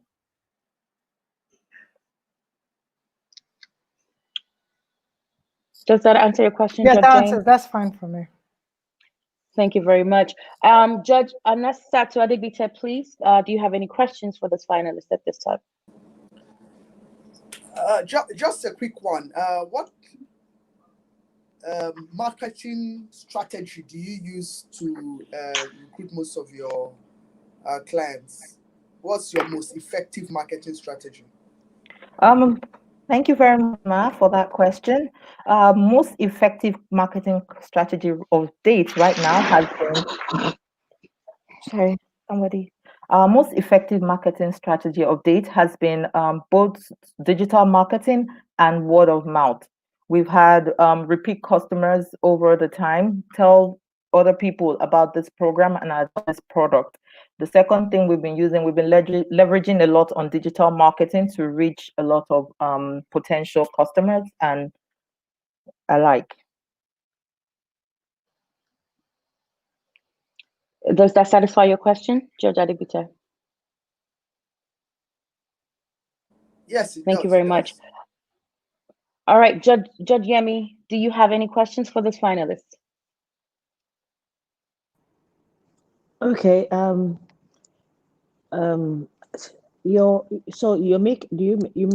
what you have said, you make an average of 100,000 a year. Yes, ma'am. Am I right? So do you intend to run this as a business? Is this your full-time business? Okay. Because then how have you been sustaining over the last 5 years? That's question one. Then what really is the curriculum? Because you talked about communication. So do you have a series of books, or do you have just one journal that you've printed and you're churning out? I need to understand what your product is. Okay, thank you very much for that question, Ma. So while we were in 2015 to date, we've been operating as a physical platform. So that means the learners had to come physically to our summer school, where we are limited by the physical structure. So we're only able to take about 10 learners at a time, and that kind of kept us confined. So we have to strategize and look at how we can pivot and take this even wider. And that was when we pulled out the workbook, which was already embedded in their learning program, and pulled out the workbook to be a standalone product, which is what we're pitching for, to push the product out into the market. For us, we have 52 skills, 1 skill per week for the curriculum. The curriculum that we've drawn up has 52 skills, and 1 skill is covered per week for the product, for the workbook. That's what we have right now. So how do you sustain? How are you sustaining your business? You have I've been bootstrapping. You have 1 second. You have five people on your team. Do you pay them? And then if you're bootstrapping, what is the cost of one of your journals? Okay, so from the initial point, I've been bootstrapping. Most of the people on my team have been offering their services pro bono, as believing in this program for the last 5 years. Aside from the security and operational staff, those are the only people that we've been paying any stipends for that period of time. For the sales of the product, the print. Sorry, 1 minute, please. Okay, so our first planned run of print is 1,500 copies at 1,000 naira for print, and the cover price for that is less than $10. That's about about 4,000 to 2,500 to 4,000 naira. That's what we target for the print for the workbook.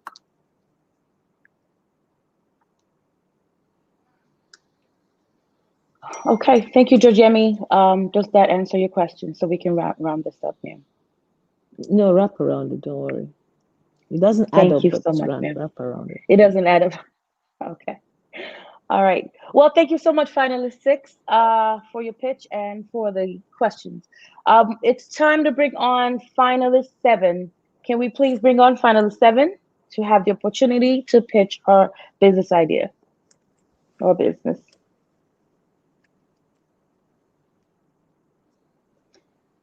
Go ahead, finalist 7. You have the floor.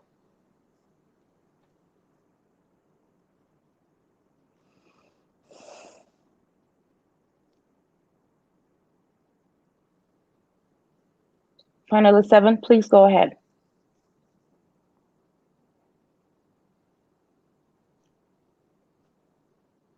Hello? We can hear you. Hello? Please go ahead, finalist 7. We can hear you, finalist 7. Can you hear us? Hello? Can you hear us? Oh, everyone.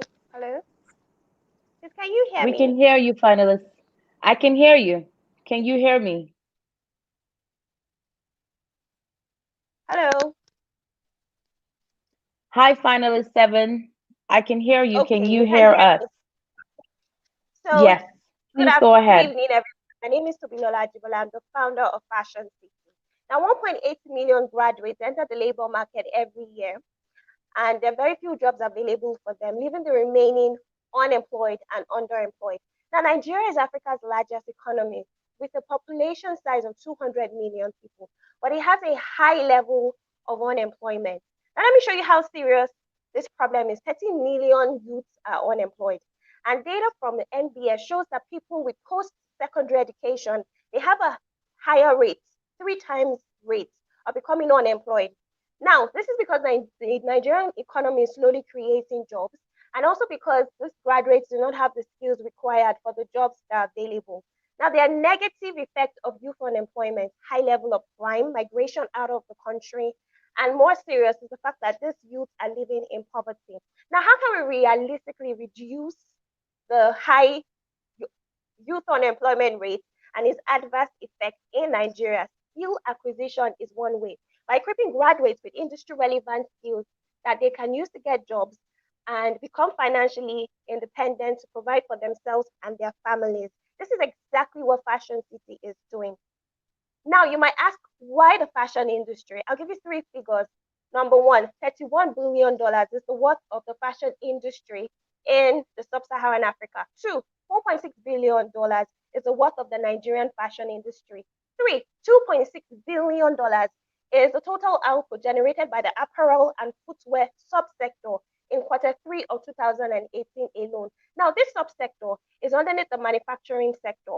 And according to NBS, the National Bureau of Statistics, it is the second largest contributor to Nigeria's GDP. Now, that's why. Now, what are the problems? There's a huge skill gap in the fashion industry. Number 2, fashion education is very, very expensive. It's so expensive for low-income fashion creators. They can't afford it. And even if they can afford it, most of them don't have enough staff to live in their fashion houses or their offices, to take control while they are in rigid classrooms. Now, as of 2020, there are less than 10 accredited technical government colleges offering fashion courses in the whole of Nigeria. Now, what's the solution? Fashion City is providing a visual library of fashion and business courses to equip youth with industry relevant skills. Who are target market? Fashion creatives. A competitive advantage is that our target audience are digitally savvy and very easy to acquire using our existing online channels, social media, emails, and our website. Our unique selling point is that we're affordable and easily accessible to the learners, and they can watch our videos anywhere they are at any time in the world. Our reach, 215 creatives empowered, more than 2,000 creatives indirectly trained, and we have a 66% completion rate among our time-based students. Now, funding. Out of the 1 million naira funds, we're going to use 409,000 to buy our video equipment. What we've been doing recently is just hiring videographers, and so we want to buy our equipment and produce it ourselves because it was very expensive. We want to fund salaries, operational costs like data, utility, monthly advertising, and other logistic costs. Our next milestone is to create more content, introduce a revenue model, which is a monthly subscription, and increase our customer base. Thank you very much. Help us get the funding we need. Thank you very much. Thank you, finalist 7, for your pitch. Now it's time for you judges to please ask the questions. At this time, I'd like to start with Judge Osai. Judge Osai, do you have any questions for this finalist?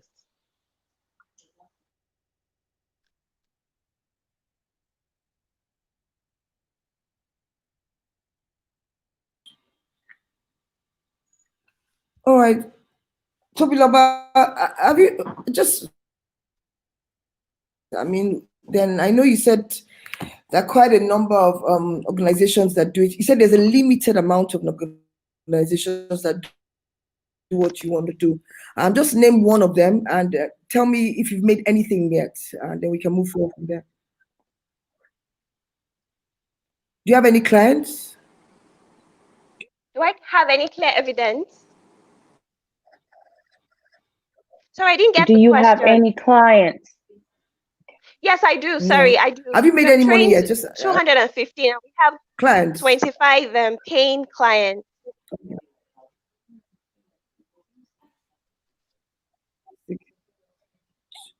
You have 25 paying clients. Okay. Yeah, who's your competition? Where are you based? Okay, so we're online, but our competition is majorly. Okay, let me.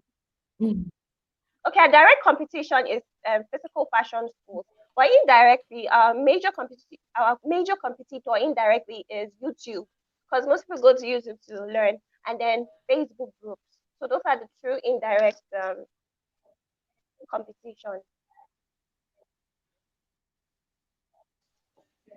All right, thank you. Thank you, ma'am.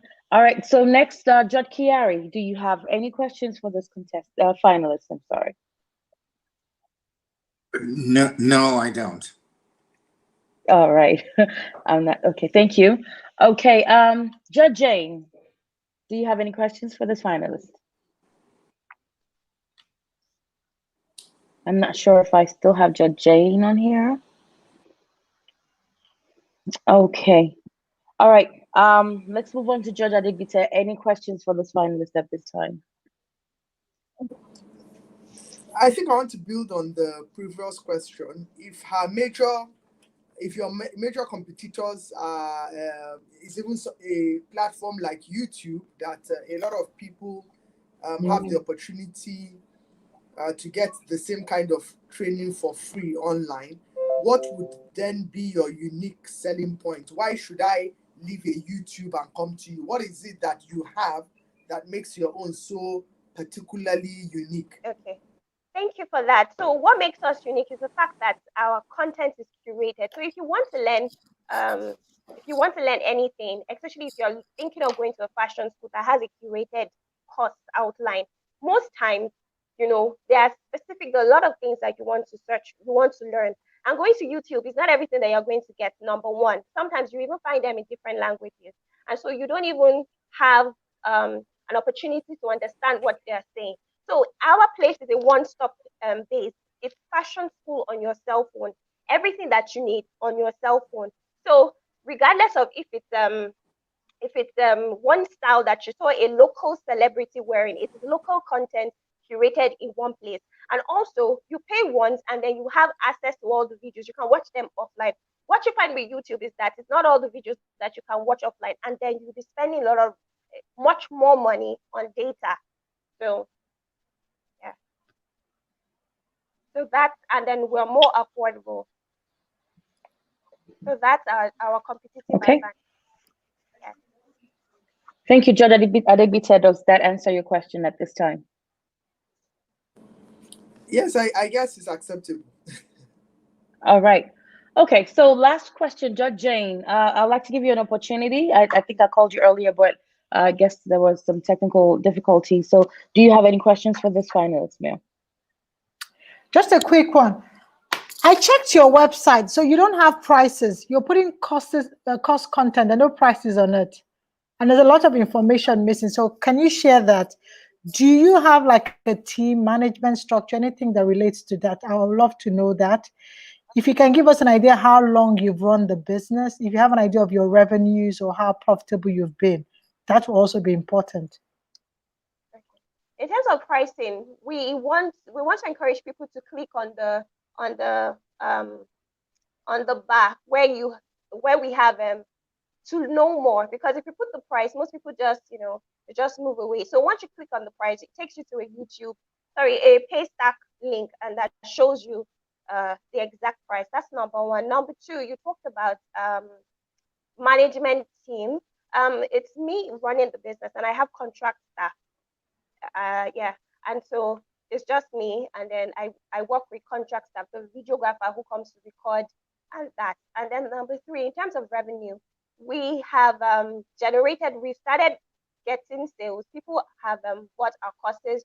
We have a time-based course where 3 people are doing 2 months trainings. We've also had people pay for single courses, and we've generated some revenue, but it's not enough to cover our costs. So what we want to do is to release more courses and increase our customer Do you base. have an idea of the revenue? Do you know how much you've made? Do you have an idea between like the past 9 months, 6 months? How much have you made?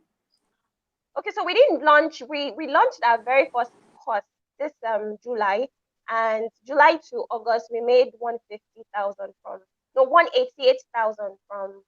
from the courses. Okay, thank you. All right, thank you very much. At this time, this is all the questions that we can have for this finalist. Thank you, finalist 7, for your pitch.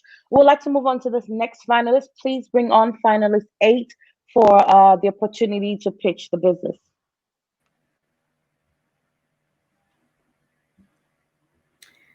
Good evening. You have the floor, finalist 8. Please go ahead. Okay. All right, thank you. Good evening. My name is Excellence Joshua. The rate of unemployment in Nigeria is high, but women are the worst hit.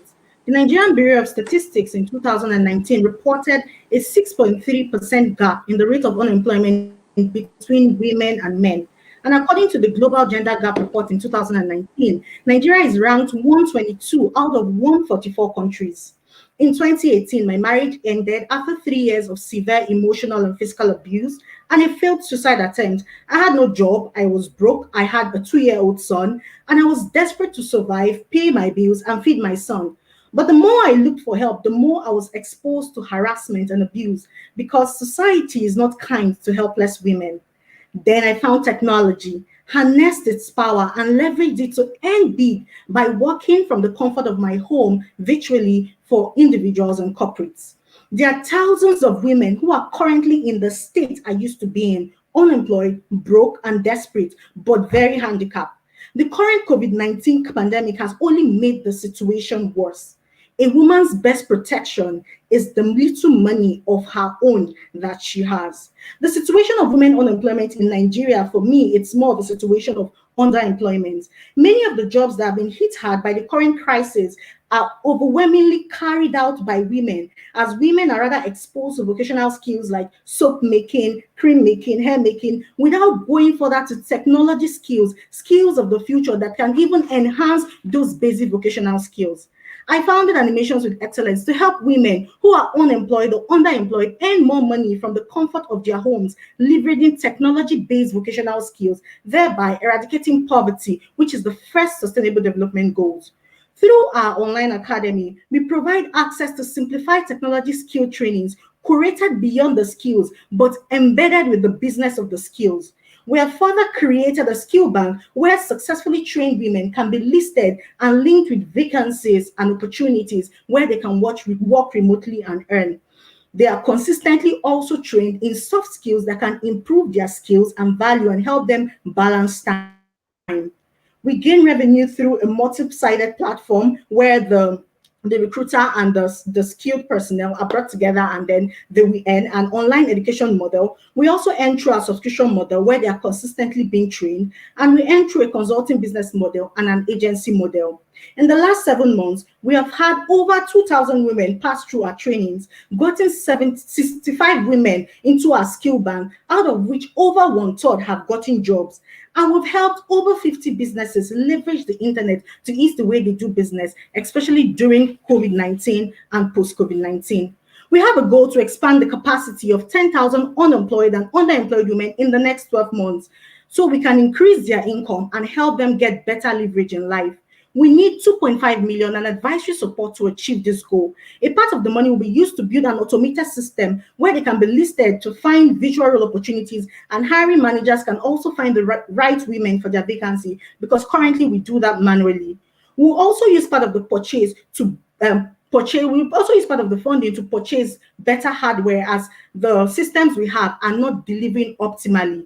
Achieving this goal will promote economic growth, help reduce poverty, and bridge the gender gap, thereby providing solutions to Sustainable Development Goals 1, 4, and 8. Thank you.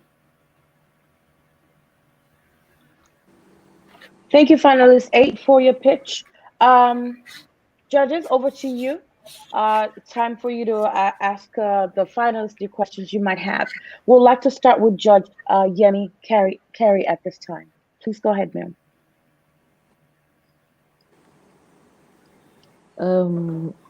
Excellence. Good evening. Good evening. Please, can you expand more on your structure in terms of your team? The second thing is I'd like to understand what kind of curriculum you have that you're training on, and then the third thing is, how much revenue have you made in, I don't know how long you've been in business, or how much revenue have you made based on the time in which you have been Okay, in thank you business? very much, ma'am, for the question. So we have a team membership of 4 people. I'm the team lead and the founder. We also have our Chief Operations Officer, Tayo Moturayo, a graduate of psychology and a technology enthusiast. She develops websites, a digital marketer, and also she handles operations. Then we have marketing, content, and partnership, Grace Joshua. So she handles, makes sure that the content are well put together and ensures for quality control. Then we have our technology lead, David Joshua. So he makes sure the website, technology, and all that we're doing, it's fine. Then for the curriculum, we have different courses. We teach on technology skills like web design, social media management, design thinking, and all of those content creation, and all of those kind of courses that are relevant to them. So the content of the courses have been curated from previous lessons. I've attended the Google Digital School training. I've also attended the School of Marketing training. So I've also been trained at the School of Marketing. And so we've put together trainings from them. But our courses are not just theoretical trainings, because we realize that's the issue. So many people are trained with the skills, but when they're put in the role, they're not able to apply this training. So we focus on practical trainings. We record our screens and show them how to really, our focus is how to do it, getting the job done, not just knowing principle, getting the job done. And from time to time, we always, when some softwares improve their algorithms or their patterns, we always update them. Okay, this has been done. Facebook has changed this. This is now the new way this thing is done, based on proven results. Then our revenue in the last 7 months, we've had a revenue of 2,850,000 naira. Okay. Thank you. Yes, ma'am. Thank you, Judge. Thank you, Judge Carey. All right, Judge Kiari, I know that technology is of a particular interest to you. Do you have any question for this finalist? Yeah, 2 quick ones. One is, what's your unique competitive advantage? There are so many people these days giving me,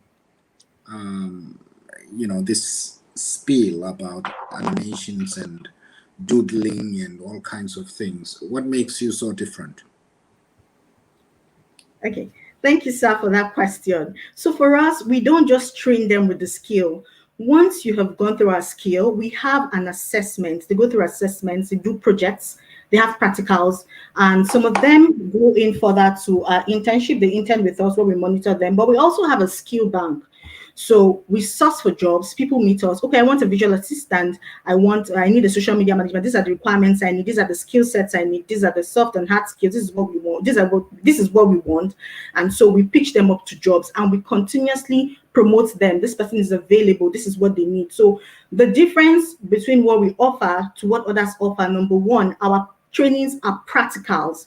They are practicals, hands-on trainings. And number two, they have opportunities. People learn and they don't know what to do next. Our trainings are also not just the skills, but we also teach them the business of the skills. How can they write proposals to get jobs? How can they meet people? How many proposals should they write? How can they follow up people? And then we also help them get these jobs. So they don't just get the skills and they don't even know what next to do with it. So that's what stands us out.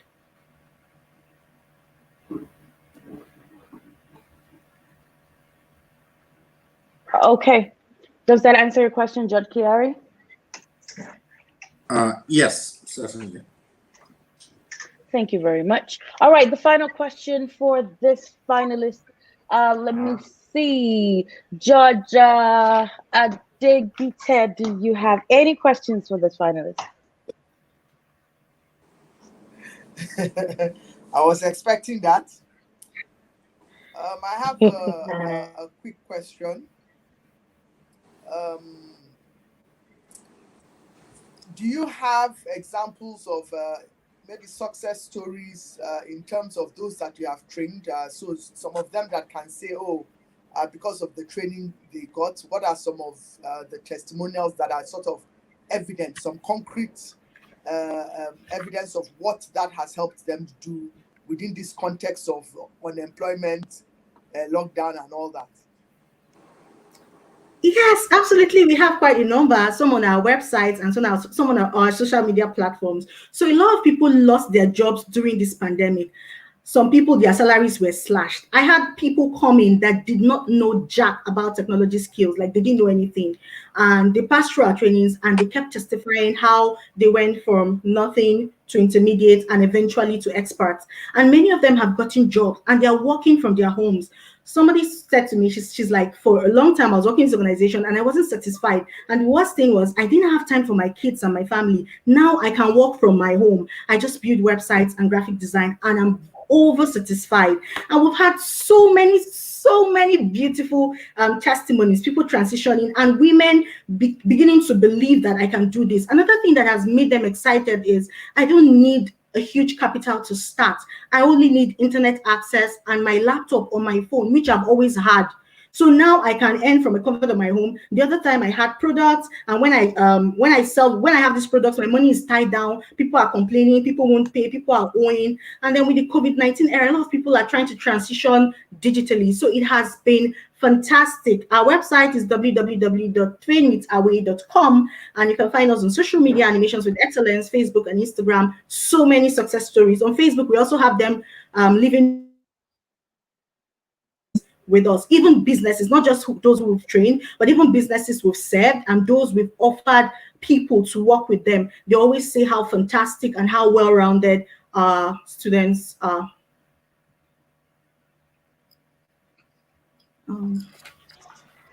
All right, Judge Adibita, does that answer your question? Yes. Okay, Judge, finalist 8.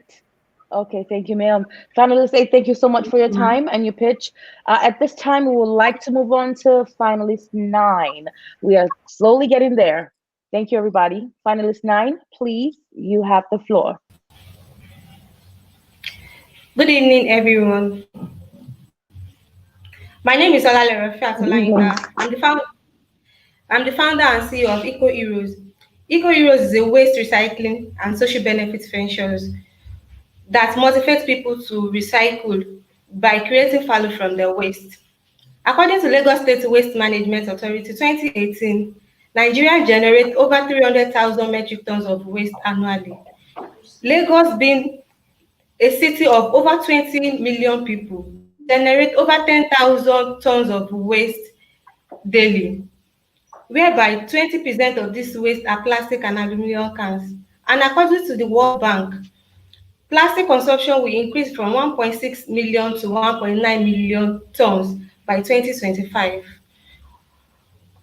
Improper waste disposal are the major causes of the flooding we are facing today in our communities. So at Eco Heroes, we help people capture values from their waste. We have developed a point-based incentive system in which we collect plastic bottles, aluminum cans, and sachet waters, which are being redeemed into a point, which when increases, our registered post-consumer can use it to redeem points like incentives like items as well as cash. Our competitive advantage is that we focus on cleaning up the slums and turning trash from being nuisance to treasure. We do this through our convenient waste collection centers and the use of our low-cost cargo bicycles. Our vision is to create more convenient waste collection centers through Nigeria with the help of, in combination with mobile apps, smart bins, and local collection waste centers. In the last 1 year of operation, we have been able to build a sustainable business model by registering over 50 post-consumers in our hub. We have also been able to create over 20 jobs. We are soliciting for this fund to be able to get more low cargo bicycles, which will help us expand our capabilities by moving up the value chain. It will also help us increase our geographical footprint within Lagos State. I hope you consider us for this grant so as to be able to achieve our vision, because it will go a long way to help solve the problems that are being faced by over 1 billion people in the developing world through waste. Thank you. Thank you very much, finalist 9, for your pitch.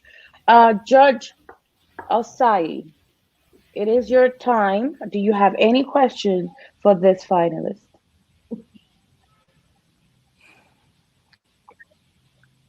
And it's Thank okay you if so you much. don't. Thank you, Rafiat. How are you doing? I'm fine, ma'am. I do.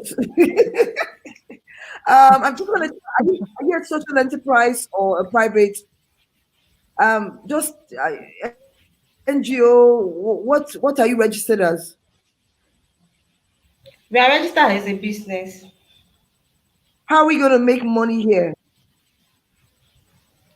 What we do majorly is that how are you making money? We are buying waste from. We have local aggregators, which we pay to get waste for us. So from there, we buy the waste from them, take it to our hub where it is being sorted. From there, we bale it and we sell it out to recycling companies.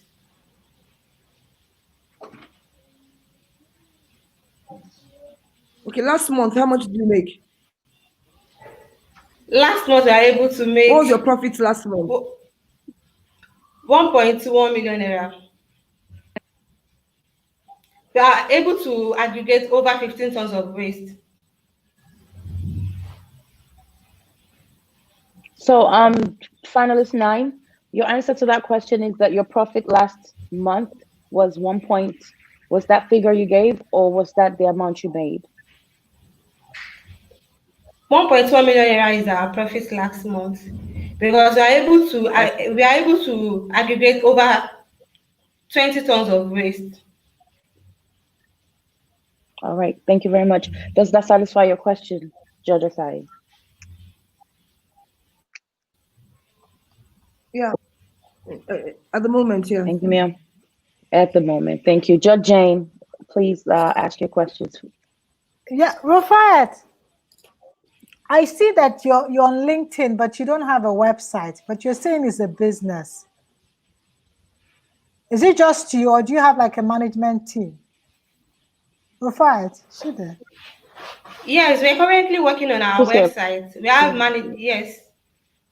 I'm the CEO, and we have the Chief Operating Officers, which is Aojobi Aminat. And we have 8 sorters, people that sort waste for us. And we have 2 cyclers, people that help us take our waste collect waste for us in the community. Where do you collect from? Which areas do you collect from? We are around Ibakoja, local government, Lagos State. And how do you pay? We buy at the rate of are you talking about our salary or what? No, Or not your the staff. amount we are paying? Not your staff. So you collect waste. How do you reward the people you get waste from? We buy from at the rate of 20 naira per kg. Okay, 29 per kg. Okay, Yes, sir. interesting. I'll still take you up on that website because you have won so many awards and you don't have a website. That is We are currently interesting. working on our website now. Okay, no problem. So how you want to scale it? Because you're just in one location now. Do you have any plans? How do you plan to increase the business?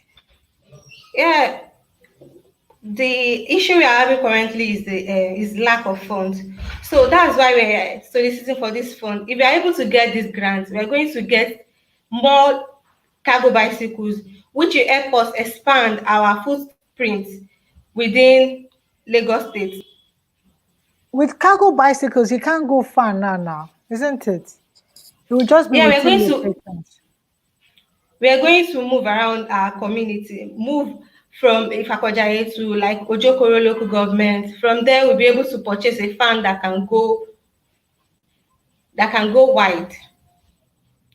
Getting more low cargo bicycle now is going to increase our revenue. So from there, we'll be able to purchase a local fan that can move from one local government to the other. Okay. Presently, what we really do is that we hire truck that help us deliver the plastics. All right, thank you very much. Judge Jane, that's it for you right now, correct? Yes, that's it. Thank you for your time. All right, finally, Judge Yemi Kerry, do you have any questions for this finalist before we move on?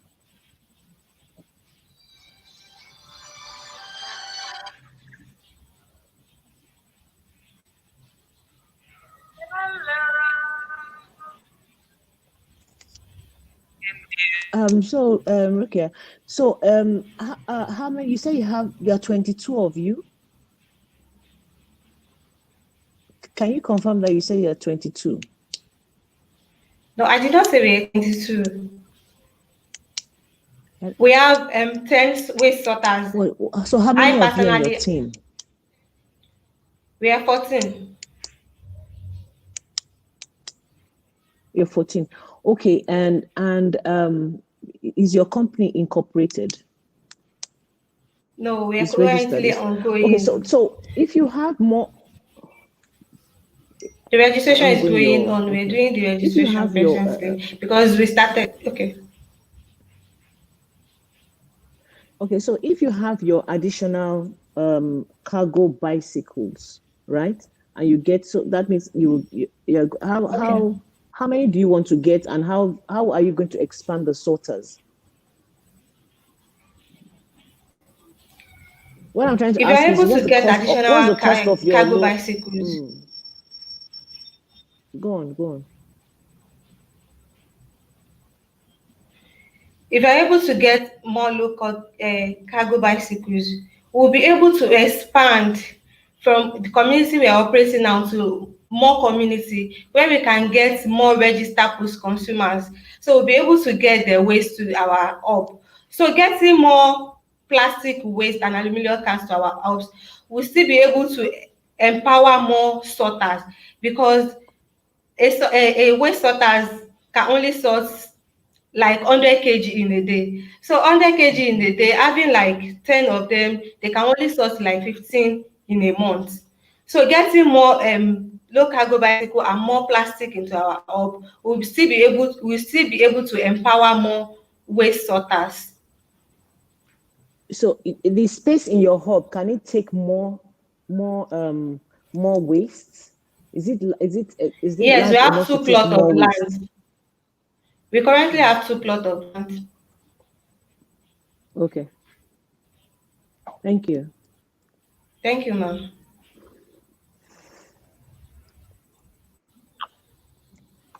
Thank you very much, Judge. Thank you very much, Judge Yemi. At this time, those are all the questions that we can take for this finalist. Finalist 9, thank you so much for your time. Um, at this time, we would like to take the final finalist for this round. If we could please bring on finalist 10, and we can go ahead with that. Finalist 10, please come on for your pitch.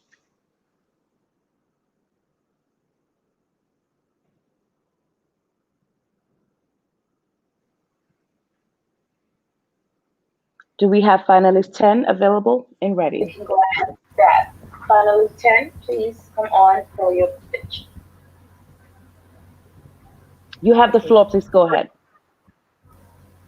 Most people have a bath once or twice a day because they need to clean their Do we skin. have finalist 10 available and ready? We can go ahead with that.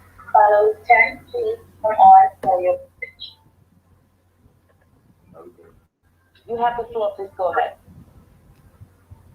Most people have a bath once or twice a day because they need to clean their Do we skin. have finalist 10 What you available don't think and ready? about We can is go ahead what with the soap that. does to the skin as it Finalist 10, cleanses please come your on skin. for your pitch. My name is Olumide Gbadebo. I'm a soap maker, and the type of soap that I make not only cleanses your skin, but actually edifies your body. I'm sure that if I were to ask a number of people what soap they use, they would be able to tell me the brand name, but very few of them would be able to tell me the ingredients that are actually inside the soap. It's not something we really think about. After all, we just need it to clean, full stop. But on close inspection, you would see a number of ingredients that you probably would not be able to pronounce. And if you were to Google them, you would find that these things are known carcinogens, hormone disruptors, and all around just really bad stuff. Now, you might ask yourself, if this stuff is really bad, why are the authorities allowing people to make them for people to use? It's because the manufacturers will tell you that these items are added in negligible amounts. But how negligible is negligible in something that you use once or twice a day, every day, for your entire life? Now enter Aduni Organics, a range of personal care products that are made with things like shea butter, cocoa butter, palm kernel oil, coconut oil, and the likes, which give you products that not only do what they're meant to do, but actually promote your health and well-being and completely reduce your body's exposure to these strange chemicals. Let me tell you an interesting story. I used to work in marketing communications where appearance was everything. One day during lunch, some friends and I were talking about how, underneath our wigs, our hair was really not healthy. This made me really think about the fact that my hair wasn't anything to write home about. So I went home and started Googling stuff about how to make my hair healthy, long, vibrant, like I wanted it to be.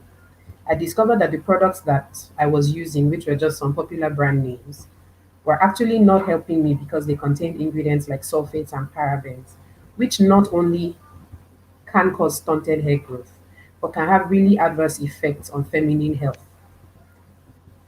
I started looking for things I could use to make my actual hair healthy, and I stumbled on these natural ingredients that I listed earlier.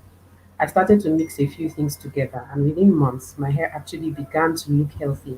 My friends began to ask me what I was using, and I gave them samples. Surprisingly, people started coming back to buy one or two for their friends and sisters because they liked the effect. Because I'm a geek, I kept studying, looking for ways to make my products better. And I stumbled on a group of soap makers. Before this time, I would never have known that soap making was as simple as it actually is. I fell in love and an addiction was born. What started under the staircase of my mom's house in 2014 became a business that by 2016 was making the same thing as my pretty healthy salary in revenue every month. At this point, I had a conversation with myself and I decided to leave my job and focus on Adoni Organics because I knew that I had something in me. I knew that I had something on my hands. This was with zero business knowledge, zero manufacturing knowledge, just passion for excellence and knowing that what I had in my hands was gold because of the feedback I was getting from people, which was really, really good. Between 2016 and now, the business has grown from under the stairs in my mom's house to a mini factory that employs 12 people, including myself, and currently has a capacity for 2,000 bars of soap a day. We also make a bunch of other products. Our website is at theneworganics.com, and that is how we sell.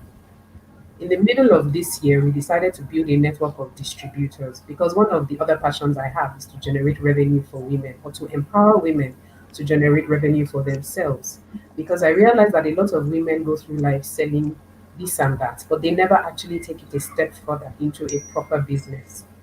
We currently have a network of 15 distributors all over Nigeria, and this has positively impacted our revenue generation as well as the reach for the brand. As at September 2020, we were able to make 4.6 million in sales. Right now, what I need for my business is not so much of money, but business support and knowledge. I have carried this thing on my head for the last 6 years with my marketing knowledge, my business knowledge. I I can only do so much as one person. I need support to make this a proper business, to build a proper factory, to take this natural goodness to more people all over the world. Because there is a huge difference between skin that uses natural products and skin that uses the commercial types. Thank you.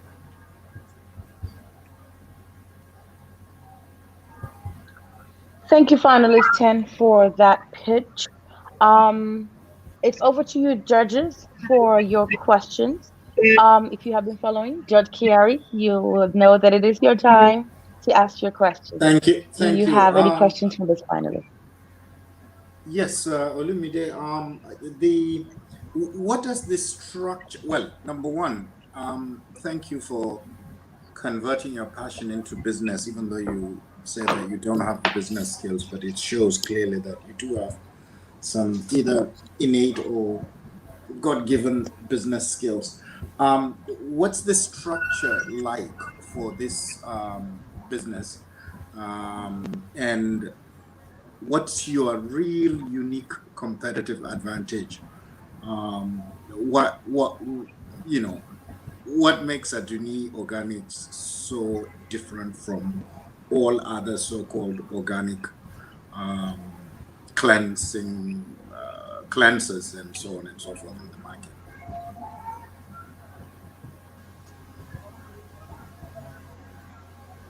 Okay, so number one is that our standard as a brand is excellence, backed by integrity. What you find on our ingredients list is what is actually inside the products. We use 100% food grade quality in terms of our raw materials. Every single one of our raw materials is vetted very strictly.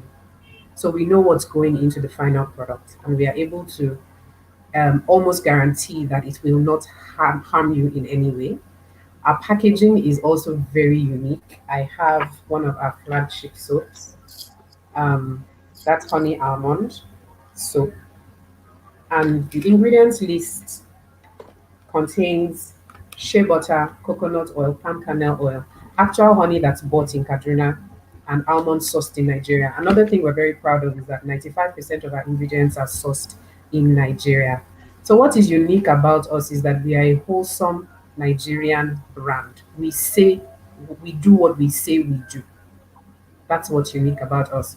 We take these raw materials and package them into nice smelling products that are actually enjoyable to use, and at the end of the day improve your health and well-being, give you good hair and lovely skin like mine.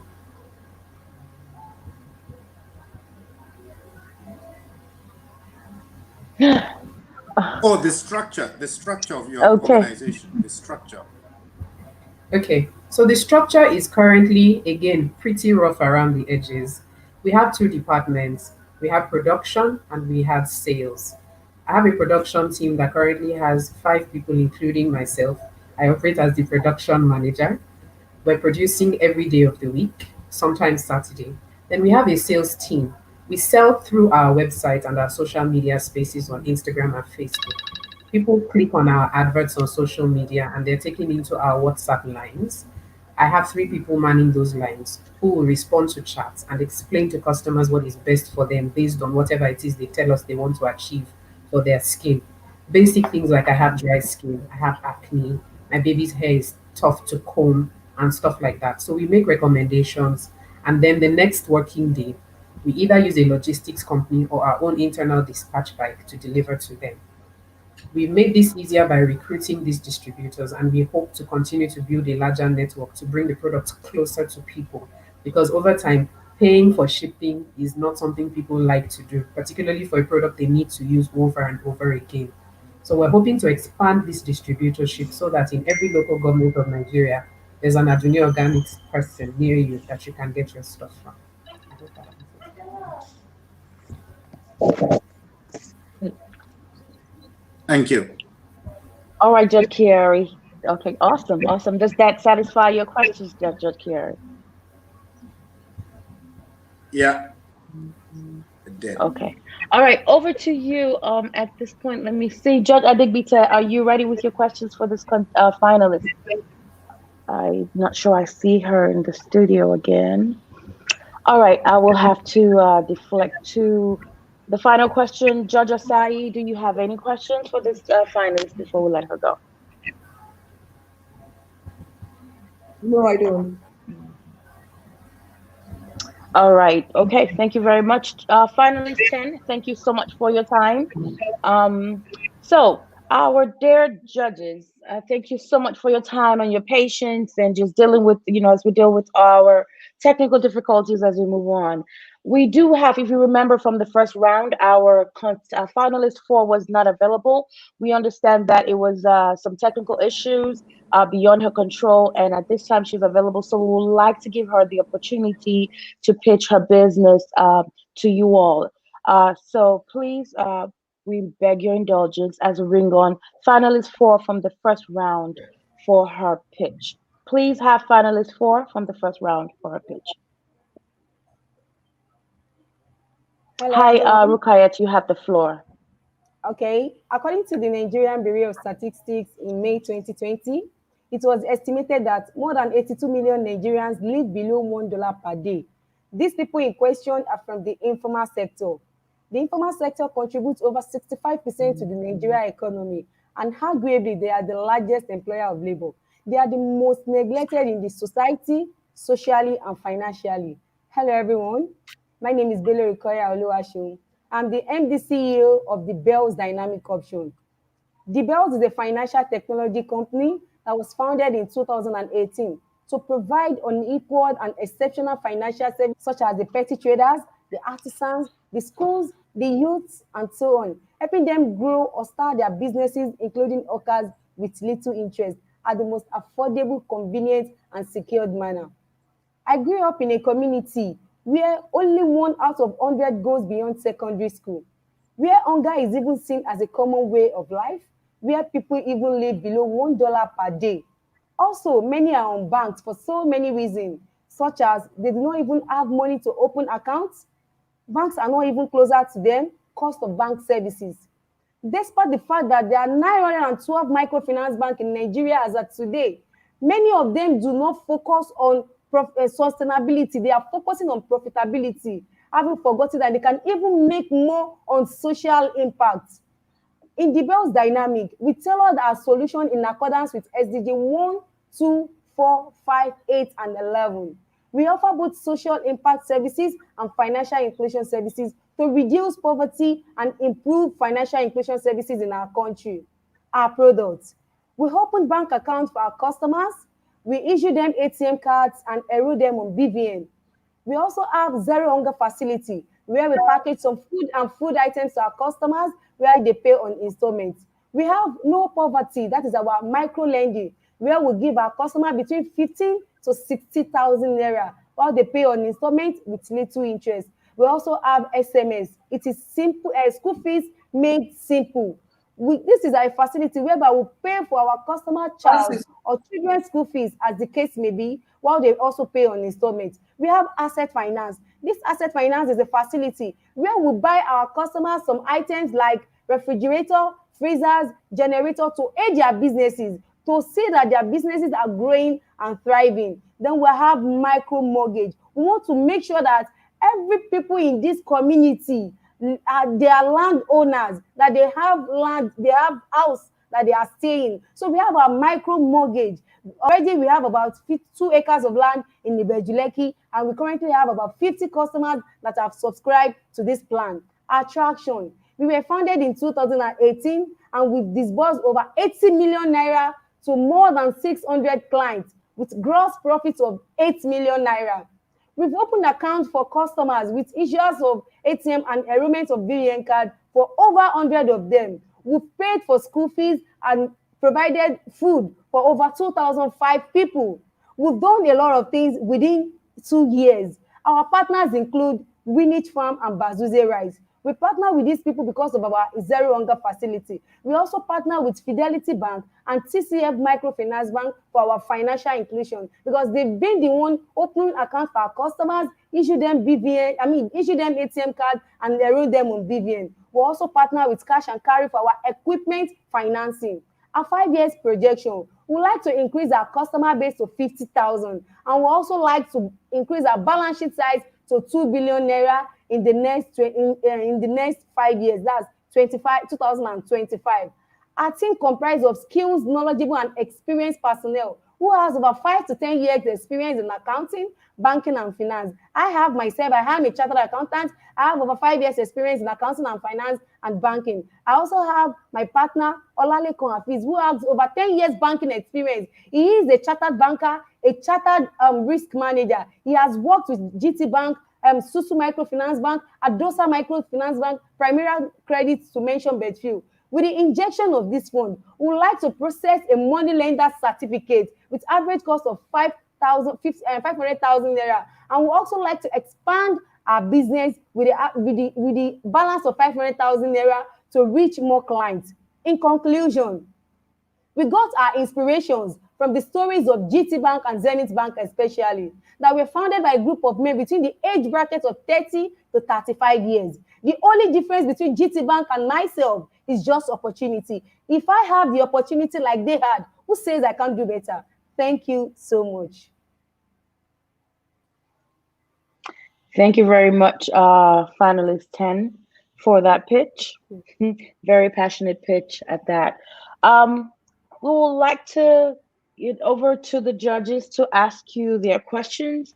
I would like to call on Judge Jane. I see you smiling, and I believe that you do have some questions I'm for this finalist. Please smiling, go Bella, ahead. because you are insisting you want to change, and we have to help you change, is it not? Yes, now, very, very I love confusing. the passion. Thank By the way, I you, love ma'am. what you're doing. Thank But I you, really ma'am. want to get into this. I'm curious to know how you make money. Because you look Okay. with 10% profitability, who wouldn't want to invest? But how do you Okay. really make money?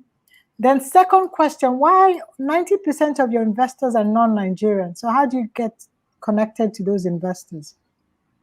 Okay, well, number one question, you said, how do we make money? So let me start Yes. with when we started. We started with 500,000 naira, myself and my partner. We pull up to 250,000 naira together. Then we started this business. Like I said earlier, I grew up in a community whereby hunger is killing, no money, no everything. So because we've been into that system, we understand what they are actually facing. So we said we can do something about it, because we realize that despite the fact that there are 912 microfinance banks, majority of them are focusing on profitability rather focusing on social impact services. That is why I said, okay, we can actually solve this problem. We are not NGO. We are not giving them money, but we are collecting our money back. So this is how we do it. We give them between 50 to 60,000 naira. For instance, if you are a customer, you are coming for the first time and you are requesting for probably 30,000 naira, we'll give you 30,000 naira. Then you will get our 3,000 naira. That's our interest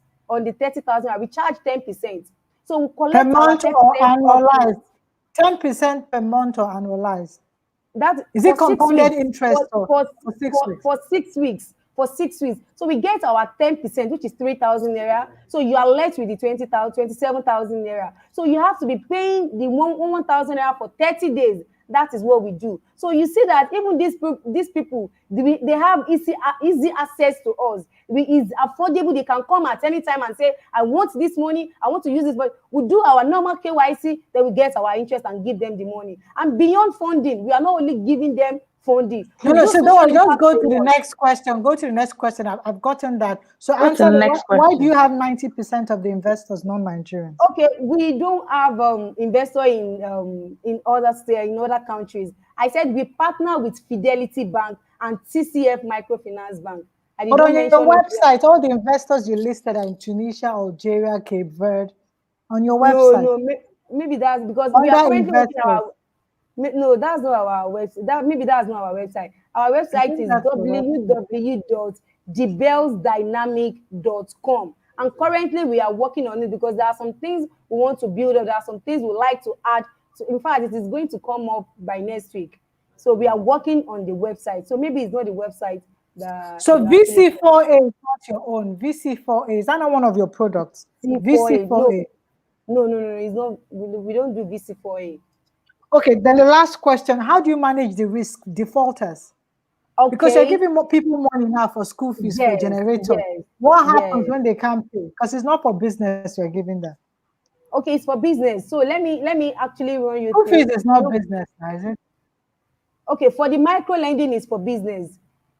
The micro lending is for business. If we give you, that is why we don't even do more than 50 to 60,000 naira, and we collect our money daily. We do our normal KYC. You must give us a guarantor that has collected money from us before accessing the loan. That is what we do, and we also have experienced as a But personnel. how do you who manage go defaulters? Because I know you would have defaulters. How do you manage Definitely. them? Even our PAR, portfolio at risk, is not even up to 0.01%, as I'm talking to you from since inception, because we collect our money daily. So you can see even these people, they can't even default. You see majority of them giving 1,000 naira every day. It's not hard for them. 500 naira every day is not hard for them. Compared to the fact that we'll be telling them, hey, give us money weekly or monthly. So in terms of that, the defaulters, we are actually managing them. What's your And staff strength? What's your staff strength? okay, we have about 3 staff aside from me. We have 2 field officer and 1 customer officer. So your 2 field officers are those enforcing and collecting the money. Yes, and So how are you going to scale? How are you going to scale? Don't you want to scale? You said you're here to We make sure that want we to can make scale. this thing good. We So how are want you to going to scale. scale? Okay, so whenever they collect this money, we plow it back to the business and use it to make another transaction. So now we want to scale because we are thinking of going technological. So we want to integrate into credit bureau. Aside from the fact that we are giving out money, we are doing social impact or financial inclusion, we want to make sure that all this data, we collect it, we have it, so that other fintech, government agencies, and any other person can come to us when it comes to informal sector that they want to access this data. So that is what we are doing. So we actually want to scale, not by the financial. I actually meant, how do you want to scale beyond the location? Sounds like a very creative concept. We want to So how expand. do you increase the amount of subscribers or the people you offer the services to? That's what I mean. Okay, so we would like to expand by going to learn different localities. Already we have office in Orile, so that Orile covers Apapa, Igoma, and Ajeremi Federal Local Government. If we can get more money, we'll be able to expand our business to other localities, other local governments, other communities. Because now we do street by street banking, so we can expand even, in fact, because we want to expand not even in Nigeria alone, but to Africa as a whole. So we want to be growing as we are seeing money, as we are receiving grants. We want to be expanding our business.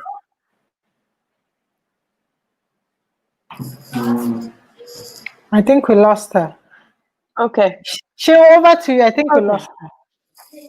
Thank you so much, Different Judge Jane. localities and local governments. That is why I want to scale up.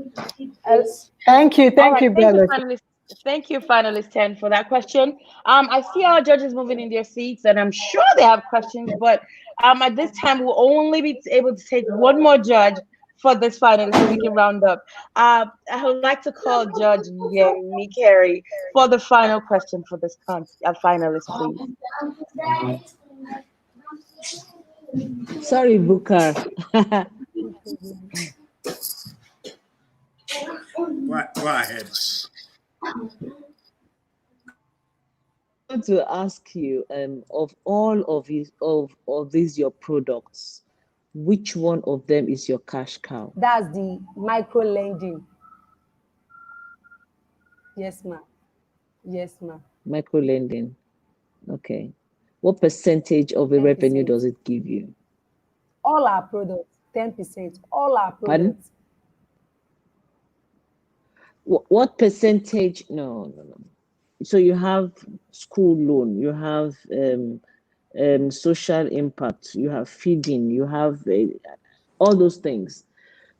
All of them pay Yes, you ma'am. Yes, some sort ma'am. of revenue, right? And you're saying that the biggest revenue you get back that sustains you is the cash, Yes, the ma'am. loans, right? Now I'm asking you, what percent of the Okay, total okay. revenue does this Like loan give you 75%. Like money back? 75%. Yes, ma'am. Mm. Okay, that's it All for right. me. I just wanted to clarify that. Thank you so much, Georgie and Carrie. All right, finalist 10, thank you so much for your time and your pitch. And I think at Is this that point we have finalist 10 come. or finalist 4? Finalist I'm 4. sorry, finalist 4 from the first round. That's Thank you so finalist much for 4. that correction. Okay. Thank you. Finalist 4 from the first round. Thank you, finalist 4, for your pitch and your time. At this point, we have come to the to the end of the pitches, and we'd like to give the judges the time to deliberate and talk amongst themselves and decide who the winners are. But while we wait on that, we would like to invite again our artist, Isaac Gerald, if he's available and ready for his entertainment while our judges deliberate. After that, we will bring on our keynote speaker to talk on the leadership, and then the final words from the judges. We announce the winners and we are done. I know everybody is probably exhausted and ready to be done, but we're almost through. So thank you so much for your patience. Can we please bring on Isaac Gerald for his performance, please?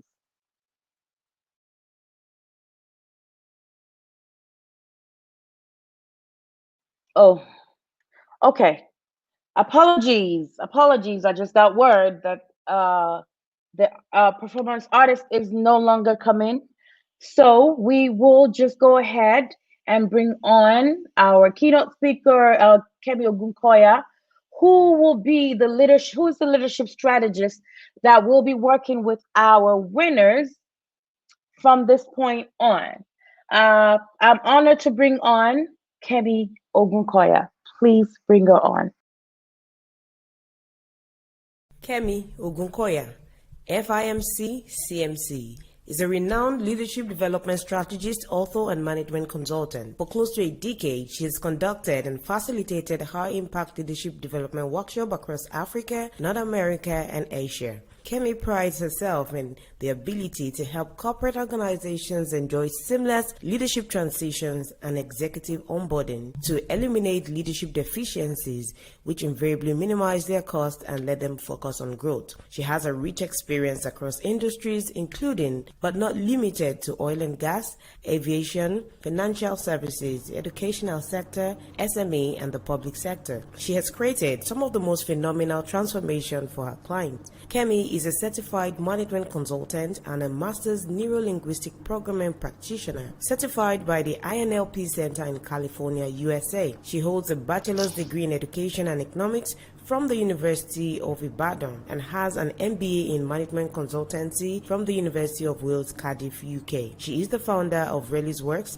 a leadership consultancy firm. She's also the founder of the Power Women Network and co-founder of Speakers HQ. She is the convener of the Business Edge Workshop and Aspire with Kemi Conference. She is the author of The Leadership Guardian, Goal Mastery, and Magical Pills. Welcome, our coach, Kemi Ogunkoya. Hello, everyone. Good evening, and it's so good to be here today. A big well done and congratulations to the Mentoring Her platform for such an incredible opportunity that has been given to women to excel and succeed. A big thank you also to our great panel of judges who have been doing a really fantastic job so far. I'm also should also say a big thank you and congratulations To all the 10 finalists who made it through, I know it has been a rigorous journey through selection, just considering the number of applications that would have come in. So thank you very much for also having me. I have about 5 minutes, to talk about the importance of leadership.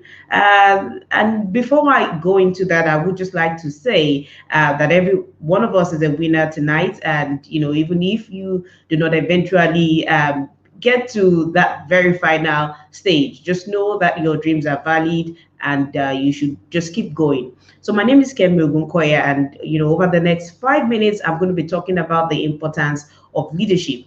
And one of my very quotes, which I love, particularly when it has to do with leadership, which I am absolutely, I'm always excited about, is a quote by John Maxwell, where he talks about leadership being the core of businesses. And the quote states that everything rises and falls on leadership. And that is absolutely the truth. So when we look at ourselves as business owners, we look at ourselves as entrepreneurs, we look at ourselves as social entrepreneurs, the truth is that the quality and effectiveness of our organizations will rise or will absolutely rest upon the quality and effectiveness of leadership within the organizations. So it means that organizations that would thrive, organizations that would thrive, and organizations that would die would definitely depend on the quality and effectiveness of leadership within the organizations. I'm sure that at different points, through your journey, you have seen or you have read about organizations that have pretty much gone into extinction. You've also seen organizations that have gone from that place of struggling to that place where they are, they have been able to build sustainable businesses just because of the quality and effectiveness of their leadership. And if I would give an example based on my own personal experience when I started business about 10 years ago, I remember, coming into the business space as an entrepreneur, coming out of the 9 to 5, excited about the opportunities that were in front of me and setting up my business. But 2 years into my business, I realized that, we were not really heading for where we wanted to be. I was broke, I was frustrated, and the thought of going back to the 9 to 5 absolutely did cross my mind. But here are some of the things I found out. I realized that you cannot be great at what you do unless you become great at who you are. So which means that the hallmark of successful businesses starts from the place of self. So a lot of times, however, when we talk about leadership, when it has to do with businesses, there is this major misconception that leadership is about instructions and direction, having people to tell them what to do and how to do it. But then it is important that as we go on this journey of entrepreneurship, we understand that leadership starts with us. And if we want to really run businesses and organizations that are successful, then we absolutely have to begin with ourselves. As a leader, you are the life of your organization. You breathe life to your organizations. So the choices that you make, your actions and inactions will determine just how you are able to scale your organization, how your organization will be sustainable, and how your organization is able to become even more profitable.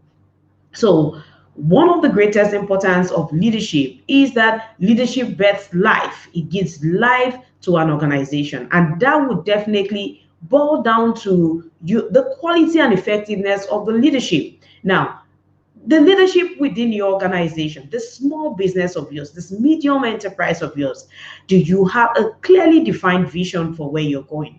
If you're being asked, where do you see your business in the next 5 years? Is that a question that you have an answer to? If you do not have an answer to that, it's important that you get back to the drawing board, just like I did a few years ago, where I had to ask myself critical question.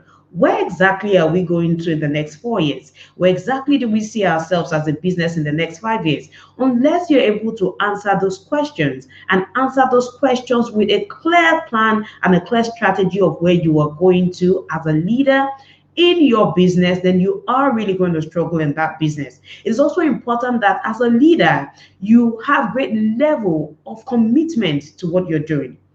Remember that I said that your business is going to take the life of you, because your business does not have a leg, neither does it have an arm. So it will definitely rely and depend on the effectiveness and quality of leadership that guides and steers all the activities within the organization. As a business leader, I implore you today to sit down with yourself to create a very clear vision for your organization. I implore you today to be committed. What are the steps that you need to take? What actions do you need to take? What are, some of the competencies that you need to start building from today? So when we see a lot of businesses, around us doing well, it is because the leadership within the organization is taking certain actions. So our businesses are not going to magically just become better because we wish for it. They're not just going to become better because we are passionate about what we want to achieve. So in the course of the pitching to this evening, we have had lots of great ideas, but trust me that those ideas will never get to execute themselves. It would come down to the competence of the leadership within the organization, which, based on what we see tonight, we see that a lot of the founders are here to pitch their ideas. So beyond your passion as a business leader, it is important also that you're committed to what you want to achieve. It is important that you're also constantly building competence. You're investing in developing skills. So a lot of times people go into businesses and assume that they know all that there is to know. Either because you have a social media page, you have you have a few products, you have passion, and then that's all there is to know. There is so much to know, as a business leader. When you're investing in a business, you definitely have some skills, be it communication skills, be it negotiation skills, be it team management skills. Whatever the skills your business needs to grow are skills that you have to invest in. You have to invest in acquiring knowledge. You have to invest in building a great team. So all of this will require something from you, and it is important that as a leader, you know exactly what you owe to your business, and you know the cost, and you're willing to pay the price for that. It's also important that as a leader, what you bring also is direction for your business. So one of the businesses, that I really love to read from is talking about, that I also love to share about, is the Tesla story. There was a time where Elon Musk was not it was not in the picture at all. But then we saw what happened when he came on board. When he came on board, he had to make some tough calls. He had to lay off people. He had to take some business loan. He had to do what he had to do to get Tesla to where it is right now. So as a leader, as the CEO, whatever nomenclature that you choose to go with, it is important that you understand that as a leader, you bring direction to the organization. So what clarity map do you have? What plan, what strategies do you have in place? It will go beyond wishful thinking to make it happen. So if you really want to build a business that is sustainable, if you really want to build a business that is profitable, which I know is one of the reasons why you have started your business, it is important that you know exactly what the requirements are, especially in today's VUCA world. Today's VUCA world does not spare anybody. Just like, where we are right now, where we're having events like this virtually. Before now, we're looking at, 6 months before this time, we never would have imagined that we're having such events and programs like this so successfully. Now we have people pitching all the way from Abuja, we have people in Ibadan, we have people, in Lagos State, and we're able to make this work. As a leader within the organization, you bring direction to the organization. So what do you need? Do you have to build technical competence at this time? If you have to do that. Also, as a leader, one of the important things that you also have to do is that you have to be able to initiate decisions. You have to be able to, be willing to take the risks. That is what will set your business apart. That is what will make your business sustainable. That is what will make this 5-year dream, this 10-year dream, this 15-year plan that you have, that is what will bring it to fruition. Also, as a leader, it is important that you understand that you are the greatest motivator for your business and your organization. How are you motivating yourself? Are you even motivated at all?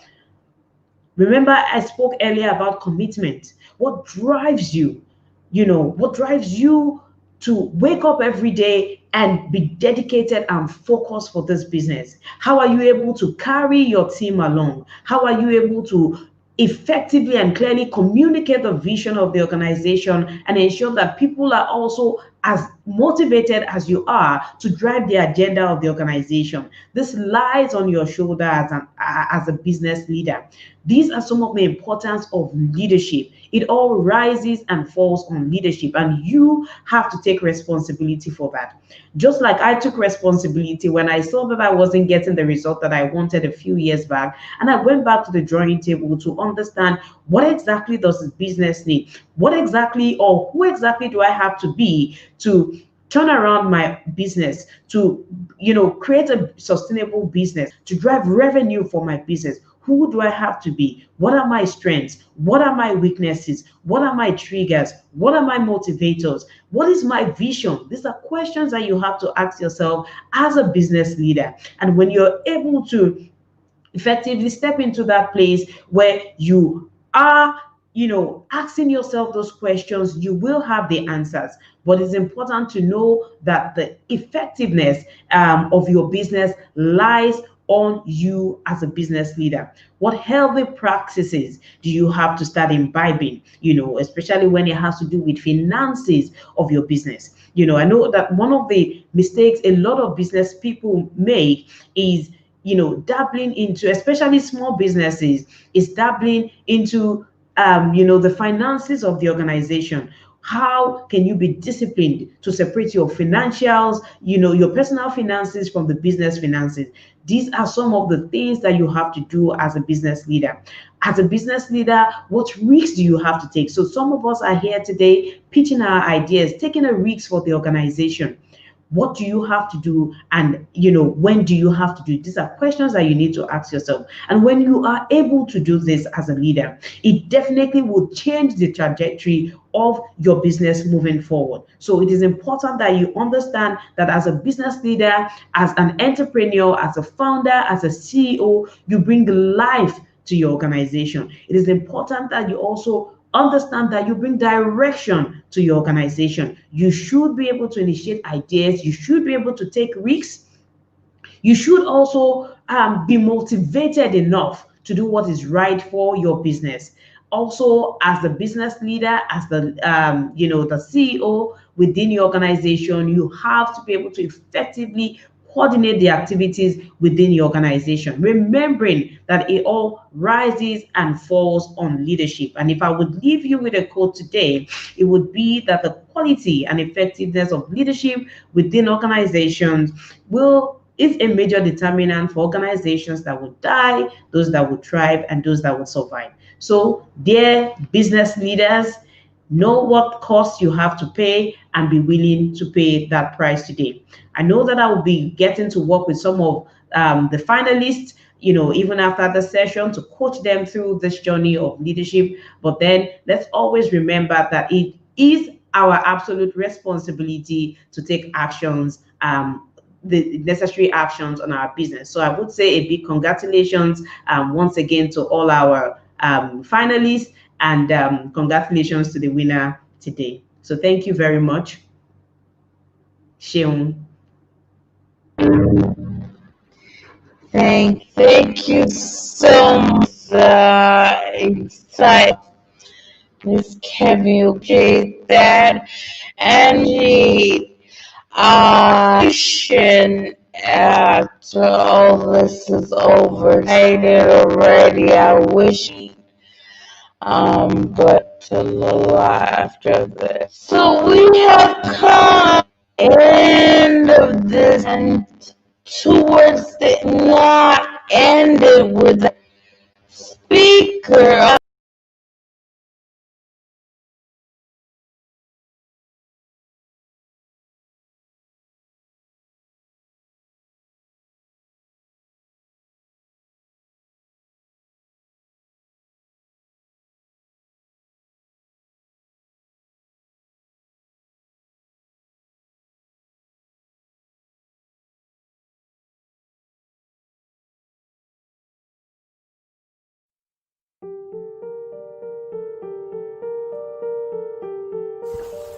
Hello and welcome. My name is Dr. Lola Adiemi and I'm the founder of Mentoring Her. Mentoring Her is a social networking platform for girls and women to mentor one another. Mentoring Her is all about community, communications, and connections. It's a virtual, free space that breaks down the barriers of access that women face to mentoring. It breaks down the barriers of access associated with space, time, geography, socioeconomic status, and so it actually creates a level playing field for everybody to communicate. Mentoring Her embodies Eleanor Roosevelt's quote that states, "Learn from the mistakes of others because we can't live long enough to make them on our own." So join us. It's free and it's reliable. We believe in the power of learning and shared experiences and those that came before us. So it's important that your involvement is a judgment-free zone.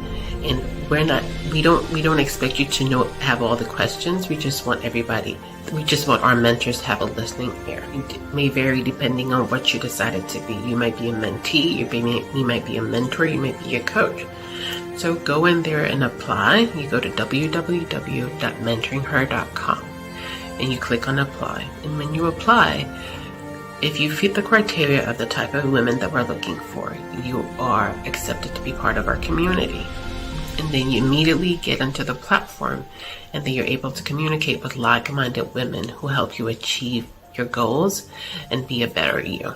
The idea is to share experiences and to share the power of networking so that each and every one of us can achieve our set goals. One of the most important things is to realize that nobody's an expert and that we don't have all the answers, but to know that you have more sisters than you know. In all your mentoring relationships, it is important to be your authentic and best self. It is important to share your stories, your experiences, your vulnerabilities, and your failures. It leads to an authentic and thoughtful relationship. And finally, it is important to keep in touch. Sometimes one may feel that this person is bothering that person. It's important to respond to your messages or tell somebody you're not available right now, or when you are available, so that nobody crosses the line. And you can access Mentoring Her on your mobile phone, and so that it is always with you. You can comment on the discussion board, watch videos, read articles on our resources page. You can always learn something new. It is important that you contribute to the community as you also learn from the community, because like I said, it's all about connections, communications, and community. Thank you once again for making a difference in other people's lives. See you around Mentoring Her.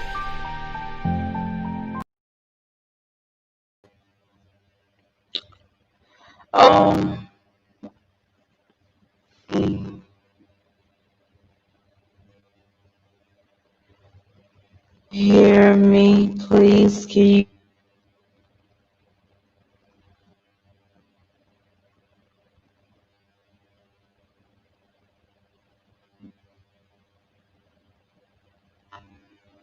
Can somebody? Okay.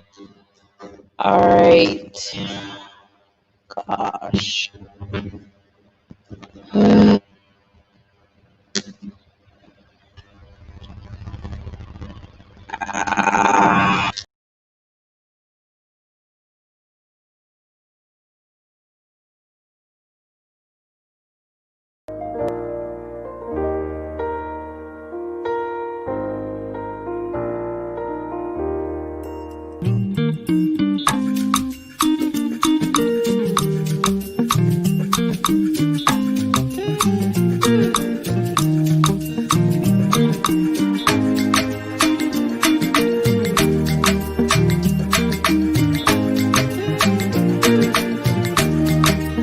First, let me say to you, I cannot wait to see you. You are the treasure I've been waiting for. Do you know how much I really need you? I dey pray for the day when I can finally kiss you. You know, say every day I dey pray for you. Oh, in my heart today's a permanent place for you. That's why my heart it a beat like do bang. Cause now you I choose, so I am fairly, I know. for you, wanna be like you do, baby, now you I go pick up, I am baby, I'm your friend. But tell me, oh, see, I may not give the world to you, but I'll give you what I have. Oh, baby, oh, you are my angel, oh. Could you relieve me, oh? Shabby, you know, say every day I dey pray for you. Oh, in my heart, oh, there's a permanent place for you. That's why my heart it a beat like do, cause now you are true, so I am baby, I'm your friend. I sing for you, wanna be like you do, baby, now you I go pick up, I am baby, I'm your friend. Only for you it a be like you do, I sing for you, my baby, oh.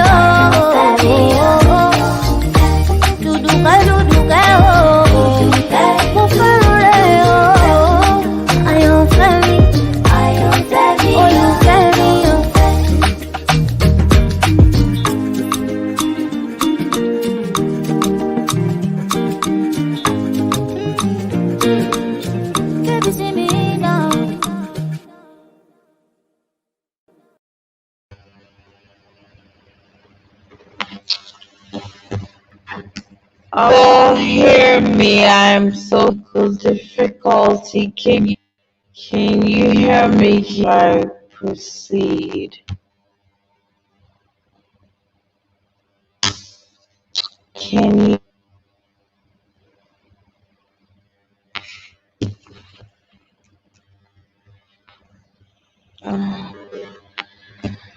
Oh, everybody hear me?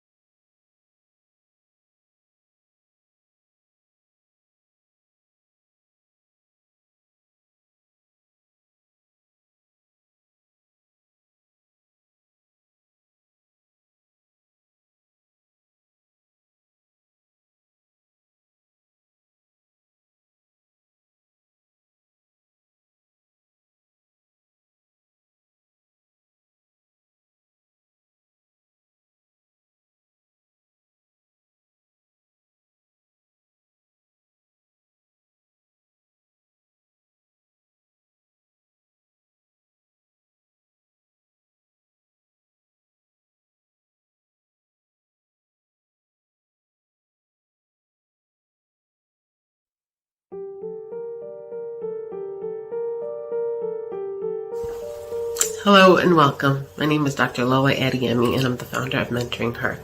Mentoring Her is a social networking platform for girls and women to mentor one another. Mentoring Her is all about community, communications, and connections.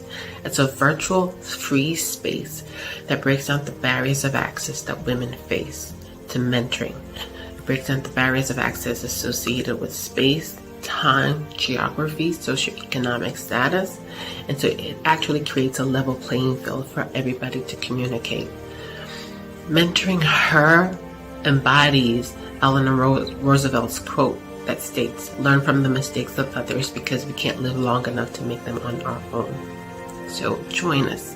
It's free and it's reliable. We believe in the power of learning and shared experiences and those that became before us. So it's important that your involvement is a judgment-free zone. We're not. Hi everyone, sorry for the connection issues.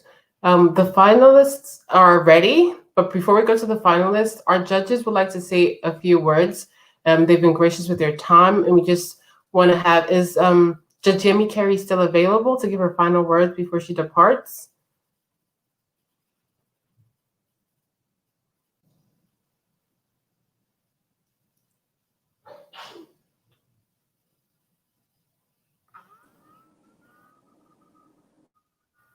Do the judges that are available?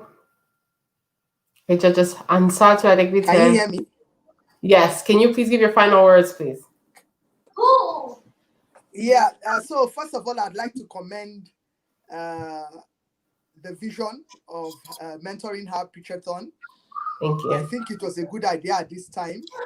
So thank you very, very much for the opportunity to serve as a mentor. It has been an interesting experience, and thank you for all the follow-up and ensuring that all the judges committed. As you always know, it's very sacrificial to be on the ball, but thank you for all the team effort, Sheyi, your technical team and everything. And I just want to commend all the mentees. They're doing a lot to contribute to nation building, all their ideas. I just want to encourage them that irrespective of whoever wins, you are all winners. You are all doing great things, and other doors, I believe, will open to you. Thank you very much. And Dr. Lola, well done. Thank you very much, Mrs. Adegbite. Can we have Judge Egerton Idehe, please? Hello. So I think it's been an amazing evening. Hi, can you guys hear me? It's been an amazing Yes, we evening can hear you. listening to the 10 finalists. And to the 10 finalists, I want to say that we are very proud of the work you do. You had some amazing ideas, great business ventures. So no matter whoever the winner comes out to be today, I think you guys are all winners in your own right. And we really want to celebrate you. Amazing work you're doing. I also want to thank the Mentoring Her team. You guys are so professional. You've made it an amazing, amazing program. So we're really grateful that you're enabling other women in the society and empowering women to do much more than they're doing. Especially to Dr. Lola for her great work. We appreciate you for that. So thanks, guys. Thank you so much, Mrs. Idehe. We appreciate you. We appreciate your support. Thank you for the books, and thank you for supporting our vision. And then can we have Judge Kiari Booker, please? Thank you. Mr. Booker, your words, please. Yes. Yeah. Thank you very much. It's really a gratifying evening for me. The time spent is well spent, even with technology hiccups and so on and so forth. I want to first of all commend Dr. Ademi for this initiative. It's fantastic. We don't have enough of such events, and we need to have a lot more of this. The second is actually the people that have been our finalists. It takes a lot of courage to start a business, especially in this environment, especially when one considers all the things that are stacked up against you. I'm not trying to make you a victim, but I'm just laying out the realities. Despite all of these, you've come out and confidently delivered on your vision, and it is actually a vision. Sometimes people might think it's crazy, but that passion needs to be actualized, and that is where you get such fire that needs to be kindled. And we are just going to be here cheering you and cheering the likes of you in achieving what I call how best to change this country, because it is through private initiatives and private enterprise that a country would begin to become wealthy or endowed or whatever, because everything we have been hearing for the last 60 years of the formation of this nation had always been potential. But what I see are the real potential in these young people who have a vision of doing something not only for themselves, but also for the communities they live in. So kudos, everybody is a winner. We just must have somebody emerge as the winner. But one of the things that I've been involved with in terms of mentoring young people is a TV program that has been running for about 6 years now. And guess what? The people that come second or third tend to become more successful entrepreneurs than even the winners. So essentially when we say you are all winners, it is not just a cliche, it is the reality. So with this, I thank you all for participating, and the fellow judges, and some I haven't seen in a long while. But it's great that Dr. Lola Ademi is the one that is bringing us together.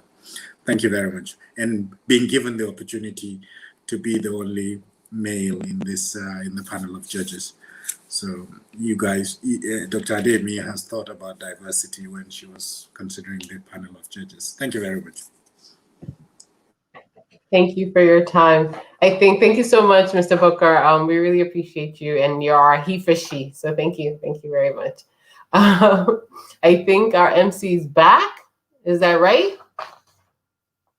And she's going to go ahead and announce the finalists. And thank you everybody for taking the time to be a part of this. And just hold on for the finalists. All right. Well, I am back. Can you all hear me? Technology just has its way of showing off. Can you hear me? If you can hear me, please let me know.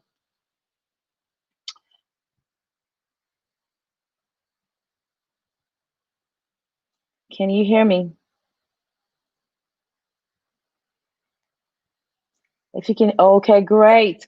Oh my goodness, I was waiting for that signal. All right, so we have come. It's a PD. I missed the judges' final word, but I'm sure they did justice to it as they've been, doing a remarkable job all through the evening. We have come to the final moment, and I believe you all have heard the spiel. Everybody is a winner. You might not get the whatever the loan this time, but trust me, you are a winner in your own right. So I'm not even going to dwell too much on that. But I like to read, and please permit me, a few things, just a few of the what the winners finalists are going to expect. I'm not sure if Dr. Lola or anyone else has mentioned, but I'll just read just a few of them. So each finalist today will be getting a 1 million naira business loan.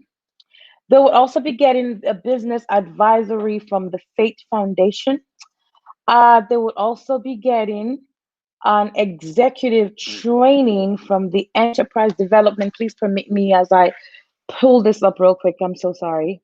I want to make sure that we read this all to everybody. So they will be getting an executive business advisory from Fate Foundation, executive training from the Enterprise Development Center, Pan Atlantic University. They will be getting a free professional headshot from Darnell Photography. They will be getting legal support, PR opportunities, coaching, and mentorship, and also 200,000 Naira cash prize. And can I please mention that they will be each getting a copy of Kemi Ogunkoya's book called The Leadership Guardian. And the other 5 who do not make it to the top 5 will get 25,000 Naira each. All finalists will get the Jane Egerton Idehen's inspirational book on being fearless. I could go on and on, but we just had to mention what was in and why our finalists were in for this, and came with all the passion. So let's go ahead and let me see. I'm waiting just as you are to get a list of our finalists. Okay, and here it goes in no particular order. Our finalists are the Bells Dynamic. The Bells Dynamic. Number 2, we have, there we go. We have Farm Speak. Farm Speak. Awesome. Yay. Congratulations. And then we have the Keep Learning Consults. Keep Learning Consults. Congratulations. We have Animations with Excellence. Animations with Excellence is our 4th finalist winner. And the last one is Aduni Organics. Aduni Organics. These are our 5 winners, and congratulations to you all.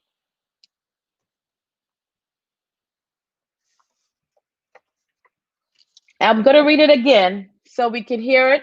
The Bells Dynamics, Farm Speaks, Keep Learning Consults, Animations with Excellence, and Aduni Organics. Congratulations to our finalists. And again, you are all the winners. And thank you all so much for the passion and the time and all you have put in. Please do not let this be a stop for you. If you can learn, or if you followed many leaders or many entrepreneurs who have made it, trust me, they'd heard a lot of no's, but they kept going. So if you got a no today, don't let that be the end of your journey. Keep going, and trust me, you are going to get there. Thank you all so much for your time. I'm not sure if there's anything else at this time. This is it for me. But we want to thank you, everyone, for your time. Thank you so much. My name is Sean Obajalu, and I'm really honored and privileged to be the host of this event. Thank you, Dr. Lola Adeyemi, and everyone else on the team. Thank you.